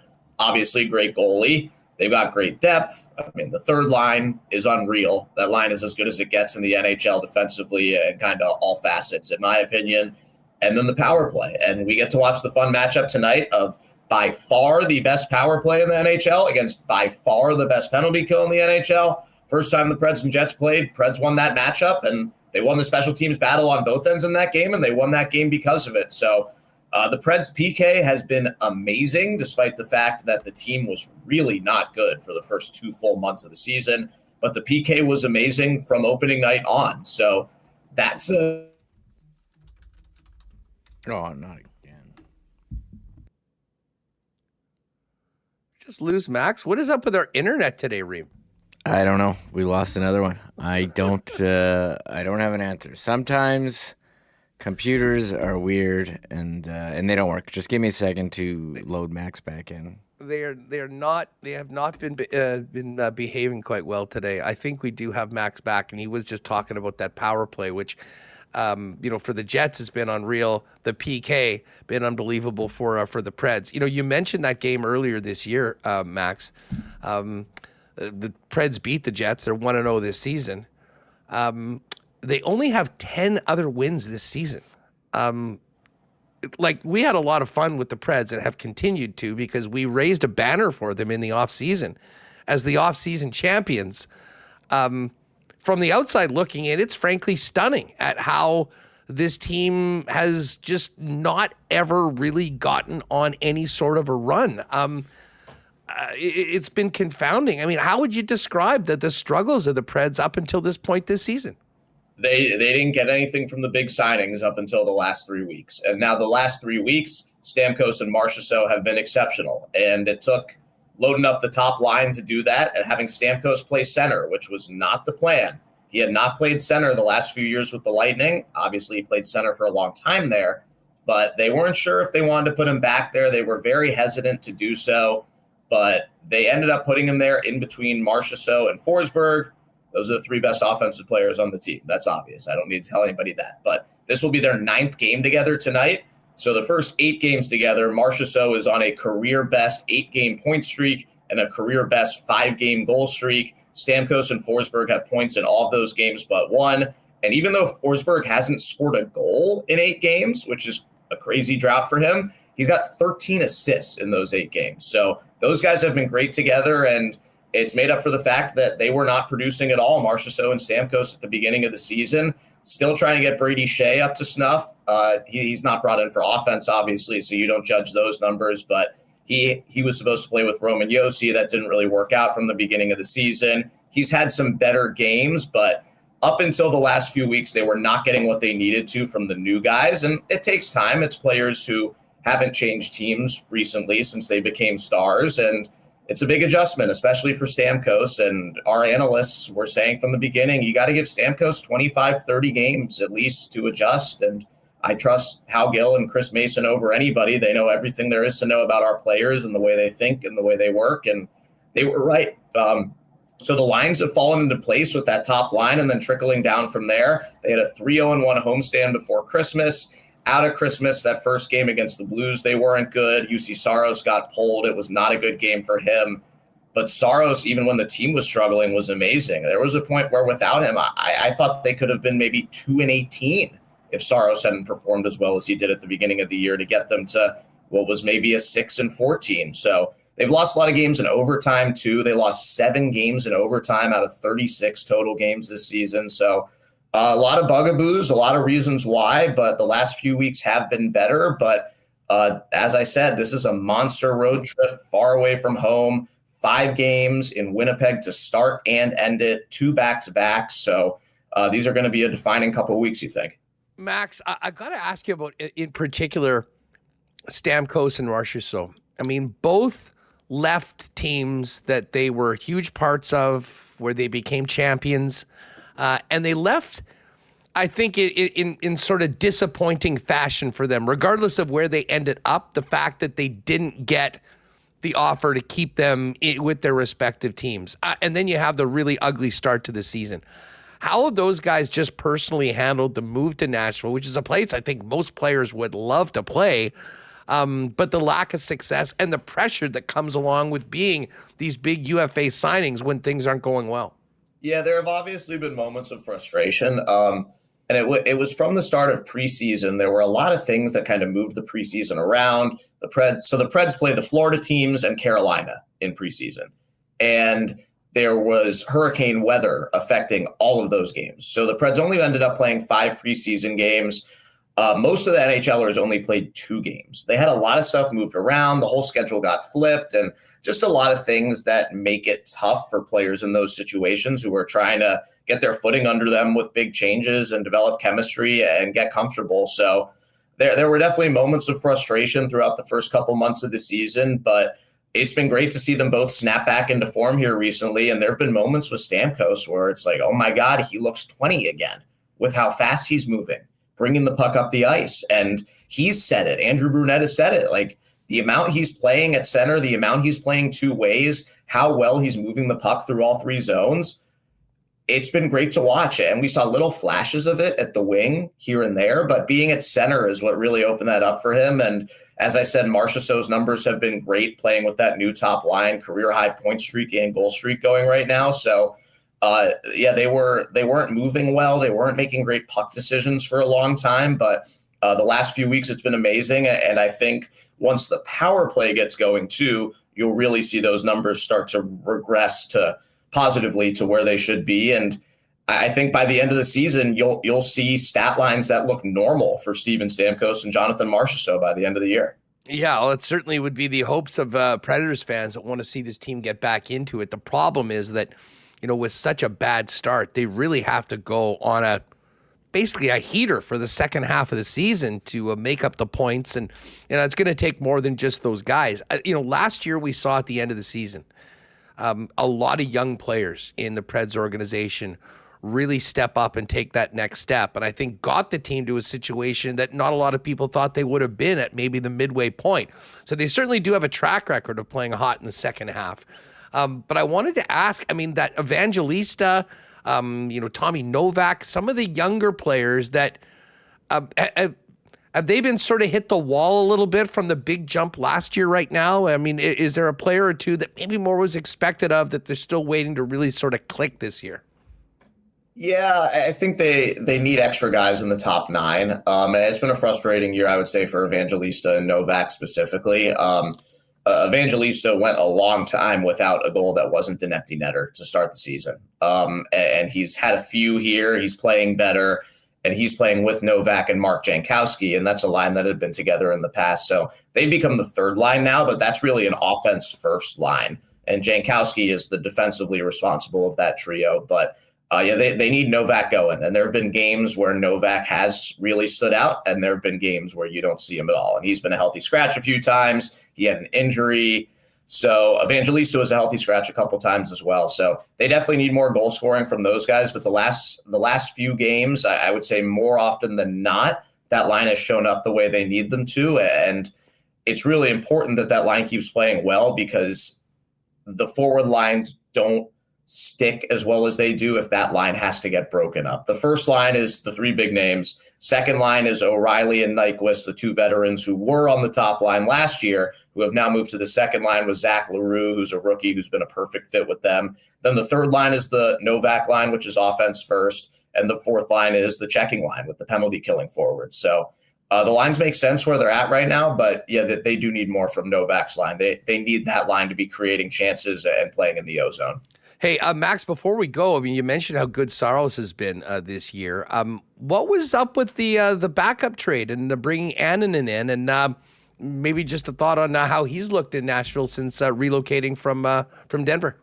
Yeah, that was a funny one. You trade your backup goalie after signing him for a 2-year deal and giving him 5 games. But, you guys have seen the Avs have employed every goalie in the league so far this year, and Wedgwood was one of the many guys they wanted. So I think that was a really good trade for the Preds. So Annunen is 24, and he was really good for the Avs last year and played a lot.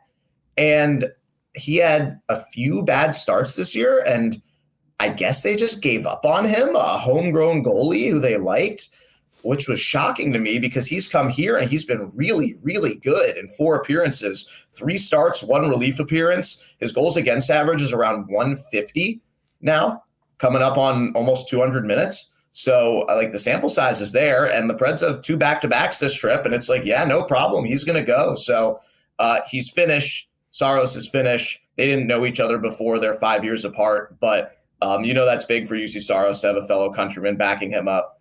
And the best part about it from the Preds perspective, he's from the same town in Finland. It's not a big city. Kempele, Finland, same town as Pekka Rinne. And he's skated with Pekka in the summers before, and they got a statue of Pekka Rinne outside of Bridgestone Arena. So it's a heartwarming trade. It's been good. I'd say that's a great trade for the Preds. And I enjoy getting to know Scott Wedgwood, and I think he's definitely a future NHL broadcaster. So I lament the fact that he may not be a Preds broadcaster because he wasn't here long enough. I don't get to work with him. But no, I think Annunen is a perfect piece to be the backup long term.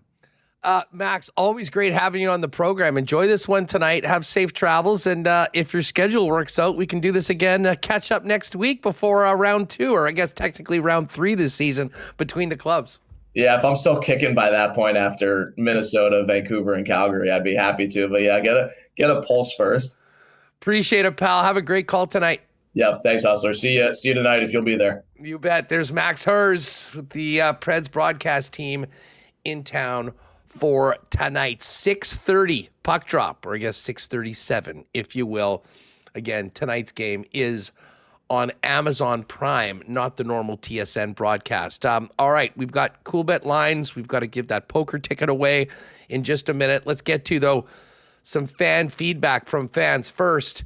Fans first, the number one spot for buying and selling Winnipeg tickets on the resale market. Bottom line, best customer service in the business and no fees. What you see is what you pay. To the fan feedback from fans first, that lots of people still talking Logan Stanley from our chat with Mike McIntyre. Phyllis mentions, I have a giant son who can defend himself, but he's not a fighter either. MC Stormy, if you want a mediocre D-man who can fight, bring up Bauer. Definitely can fight. And Kabilis, Logan needs to go see Kelly Youngblood to become tough. Love the Youngblood reference there from Kabilis. A couple of other thoughts on the guys that they were looking to potentially acquire. I did see Gintelligence said, I want Arbor Xhekaj. I'm not sure whether Wi-Fi would be available, but he certainly would cross a couple of the or tick a couple of the boxes that I think they're looking from that position that maybe Logan Stanley hasn't quite been leading up to. Radko Gudas in Anaheim. There's a big guy with the mean streak. He'd probably fit the bill as well. Let us know right now if you've got any more thoughts on that in the chat for fan feedback. Brought to you by Fans First, by fans, for fans, no fees. Check out the website today if you haven't already at fansfirst.ca. All right, let's get Remis back in here. Remo, good stuff with Max. I don't know what sort of gremlins are attacking our show today, but we are done with guests, so we should be technologically in the clear, I hope, for the rest of the show. Yeah, I was worried when he came back his microphone wasn't going to work either, but it did, and it sounded great, and nice to see him back here in Winnipeg. And I did not know Nashville bookending a road trip with Winnipeg. Very interesting.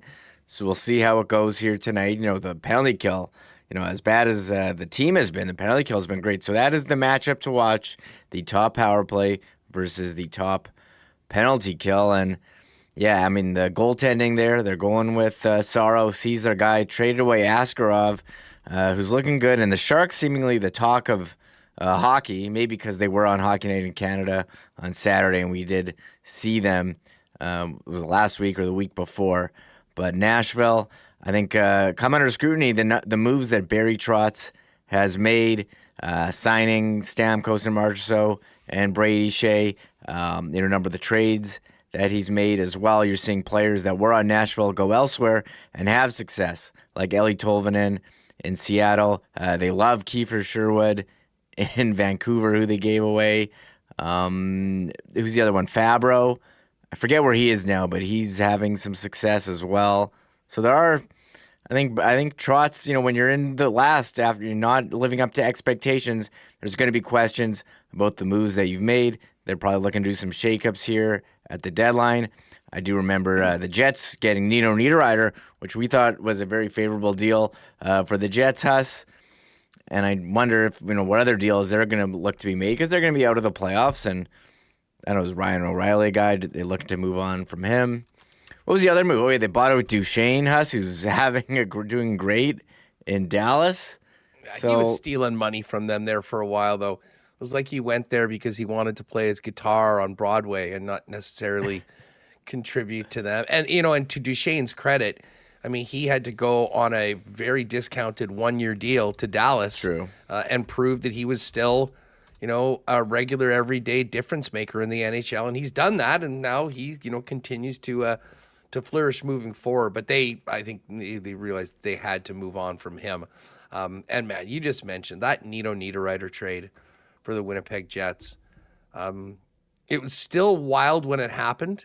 I mean, to get a guy like that inside the division, and then for Nino to re-up for another 4 years and be a big part of this team moving forward. One of the best pickups that the Winnipeg Jets have made in and around the deadline throughout the 2.0 era. Quick look at the power play. Jets still number 1 in the league, 31.3%. Jersey's been hot lately. They're now also above 30% at 30.6%. And then a big gap down to third. Tampa Bay, third in the league at 26.9%. But as far as the PK goes, the Preds have been, as Max said, at the top of the league all year long. 86.9% is the number. And the Jets right in the middle of the pack. 80.2%, good for 16th. But it's the improvement on the power play that has been such a massive difference maker so far this year for the Winnipeg Jets. It'll be an interesting challenge going up against the Preds' top-rated PK tonight. All right, let's get over to the Coolbet lines. And as I mentioned off the top of the show today, we've got 4 games tonight in the NHL. Or sorry, 3 games tonight in the NHL. And Remo, is it true? Were you saying that to me earlier that the Winter Classic is actually tomorrow and not on New Year's Day? Yeah, this is the trivia question. I was going to hit you with this last week, but we never came up. But I was going to say, do you know which teams are in the Winter Classic this year? I do know, but I will admit I did not know 2-3 days ago. And I was sitting around with some buddies, and we were talking about, oh, yeah, New Year's Day, I guess the Winter Classic is on. Who's in it this year? And then Gary happened to call me at that time and informed me that it is, in fact, the Chicago Blackhawks and the St. Louis Blues playing at Wrigley, 2 teams that have both fired their coach already this year and are battling near the bottom of the NHL Central Division standings. Well, I mean, the Blackhawks are right down at the bottom of the entire league at 26 points. The Blues, though, after the change to Jim Montgomery, have just sort of been trucking on as a very mid team. 17-17-4 on the season, 4-4-2 in their last 10. They did have a big win, though, and put up 7 against these Predators coming out of the break. So, yes, tomorrow's Winter Classic.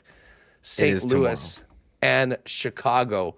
It'll be interesting to see how Wrigley looks, I guess, but not quite the marquee teams, I think, this year. I think they were hoping that Connor Bedard would maybe have moved things forward in Chicago a lot quicker than has happened, and I guess they were expecting more from St. Louis. As far as tonight goes, though, we have the Rangers in Florida take on the Panthers. My God, I was just going through the Rangers record over the last month.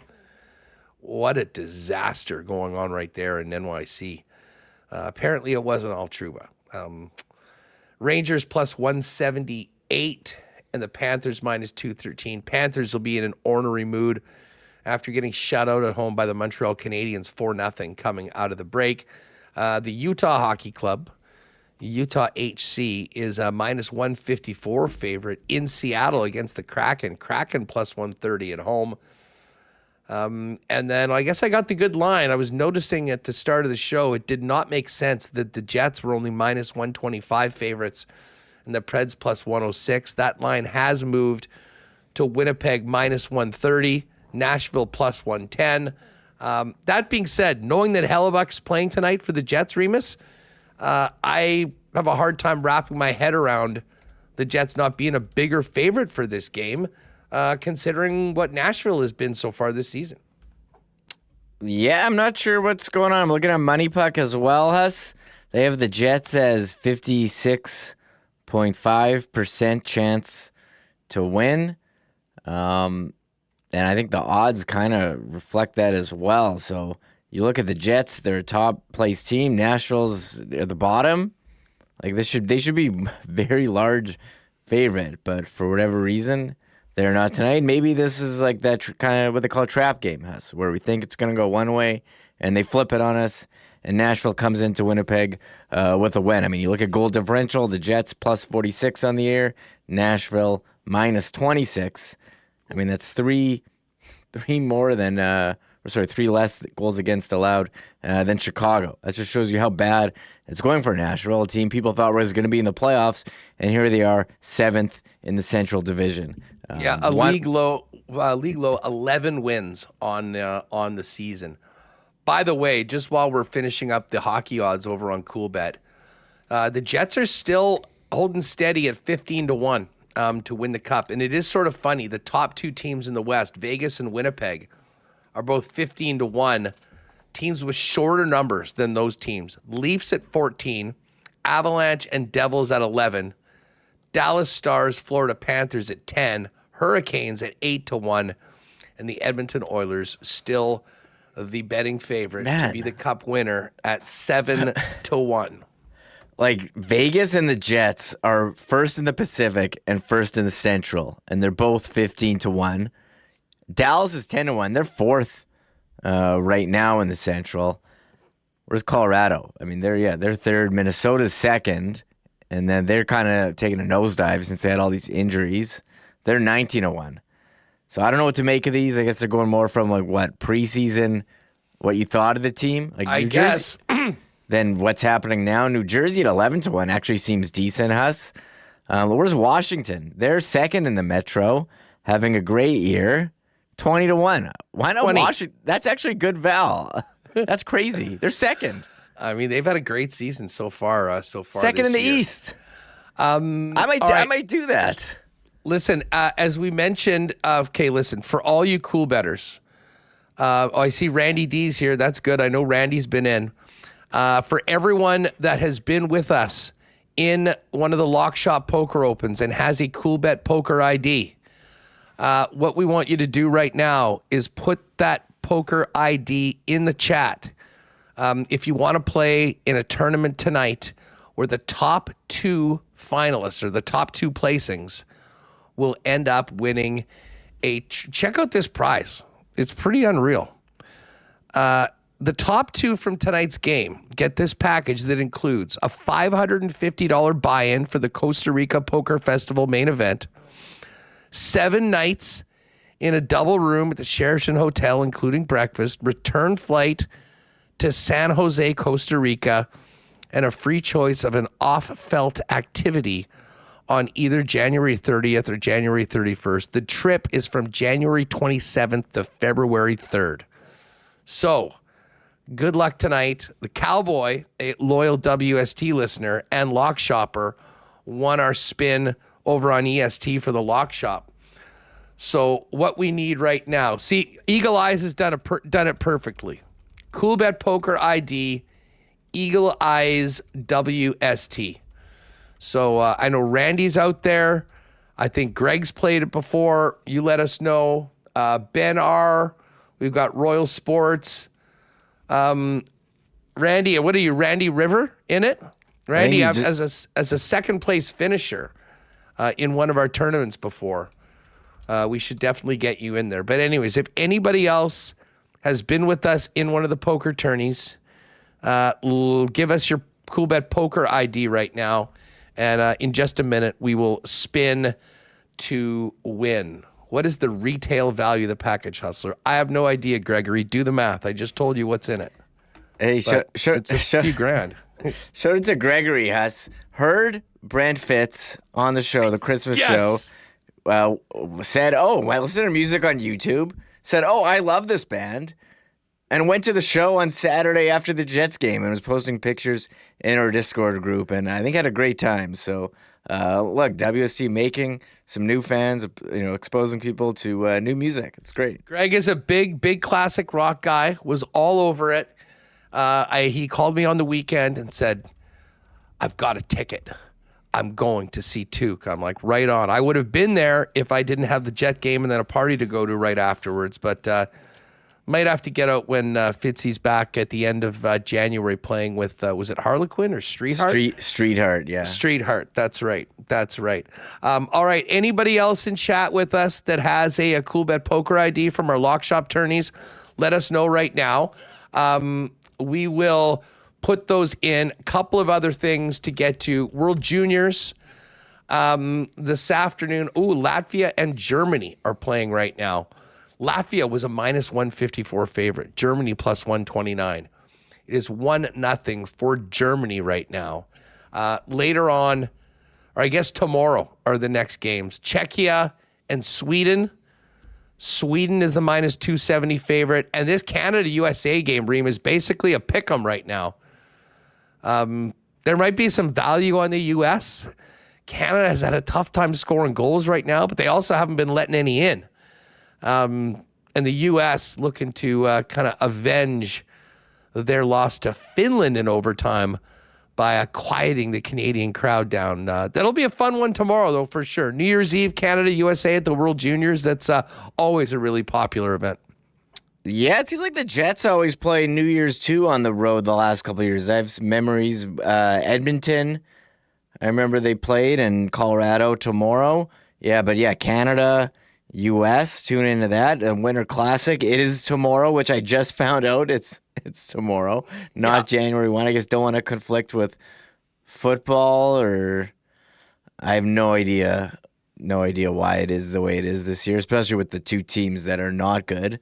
But I think it'll be a scene at Wrigley. I did see a video of someone playing NHL 94 on the Wrigley Field Jumbotron, which they recently added the last couple of years. But Canada-US, that is a staple of World Juniors, and I'm curious how Canada's going to show against a top team like US. There's been a lot of criticism about their selections, about deployment with players, and time to put that aside and beat Team USA. And I'm sure if they don't, I will be tuned into all the post-game shows and everything. Oh, my God. The takes will be flying. I mean, Friday night, I agree with you. I wasn't planning on watching because they were 6.5-point favorites, or sorry, goal favorites. Yeah. You wanted to bet Canada to win, you had to bet them to win by 7. Yeah. Insane.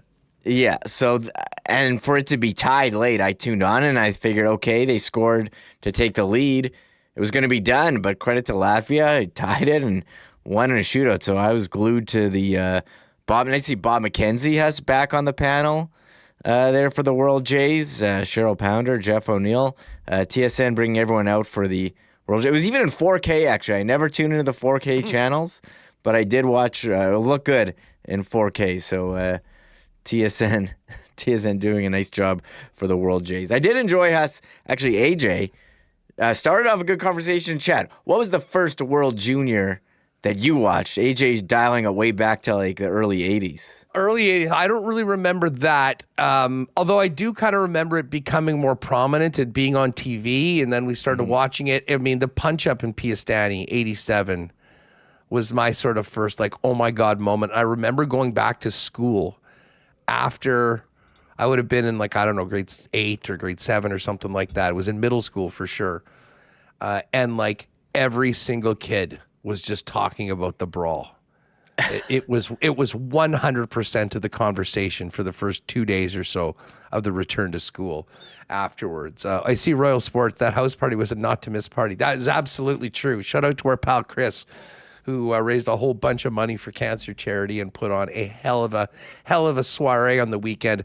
Oh, and Gregory said, again, according to their social media accounts, I thought that concert was sold out. I was lucky to get a ticket. Yes, Greg, here's a hack for you and all of our listeners. If there is a concert that you're really hoping to see, but all the tickets go out, there is a very good chance that at some point, probably the day of the show, there will be some holds released. So, if it's something like a game, you can always go to Fans First to see if there's anything out there for a concert.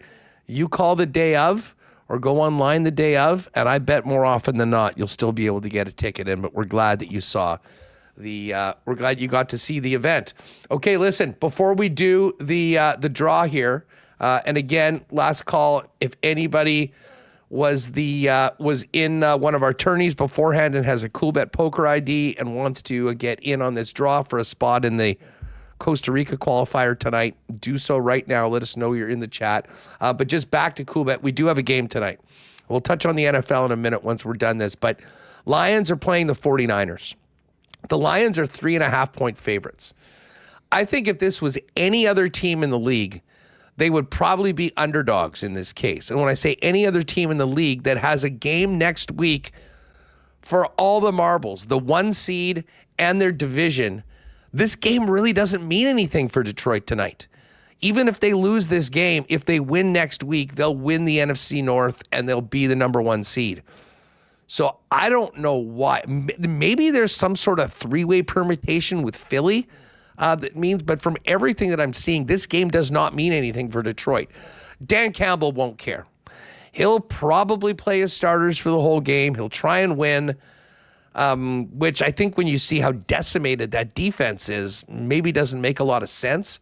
I see a lot of value on the Niners in this one, especially if maybe common sense prevails. 3.5 for the Niners. I'm looking at an under 86.5 on Jahmyr Gibbs rushing. He's the one guy they should put in bubble wrap and make sure is ready for the Vikings next week. Lions minus 200 on the money line. Niners now up to plus 179. That might be hard to stay away from as well, to be perfectly honest. Odds up right now. College football bowl games. First of the playoffs go tomorrow. The other 3 games on New Year's Day. That's up there. World Junior odds, NHL, NFL. 4 nations face off. We got some curling up there as well. I mean, it's all there. If you haven't played a Coolbet before, use the promo code WST on your first deposit for a 100% bonus up to $200. All right, Reem, why don't we fire this in? I think you've got everyone for our. We got one more entry. Son of Dirk is in. Okay, Son of Dirk, excellent. I've seen him in there. I think he knocked me out, or he took a lot of money from me at the last one. It was rough. It was rough. He did the job. Now, once again, tonight, this tournament starts at 9 p.m., so right basically towards the end of the hockey game. And the top 2 from tonight's game, and again, this is a ticket. You can't just enter it elsewhere. The ticket includes the buy-in, which is a $550 buy-in for that main event in the Costa Rica Poker Festival. 7 nights hotel, return flight to San Jose, Costa Rica, and a free trip of some off-felt activity, as they call it, for their winners and guests on either the 30th or the 31st. But should be an amazing, amazing trip. So good luck to Cowboy, who won the lock shop draw today. And Remo, I guess without further ado, let's fire out the wheel of winners. So who do we've got here? We've got Benji Rothman, comedian extraordinaire. Benji, shout out to Benj. Some great stuff on his socials these days. Give him a follow. You'll get a good laugh out anytime he posts. Eagle Eyes, who was one of the top players, I think, in the second tourney. Royal Sports, which will be Greg, loves the poker. Randy River, a.k.a. Randy D. And then Carl got in there with the Son of Dirk. So good luck to you, Remo. Let's spin it and see who's joining us tonight in the tourney.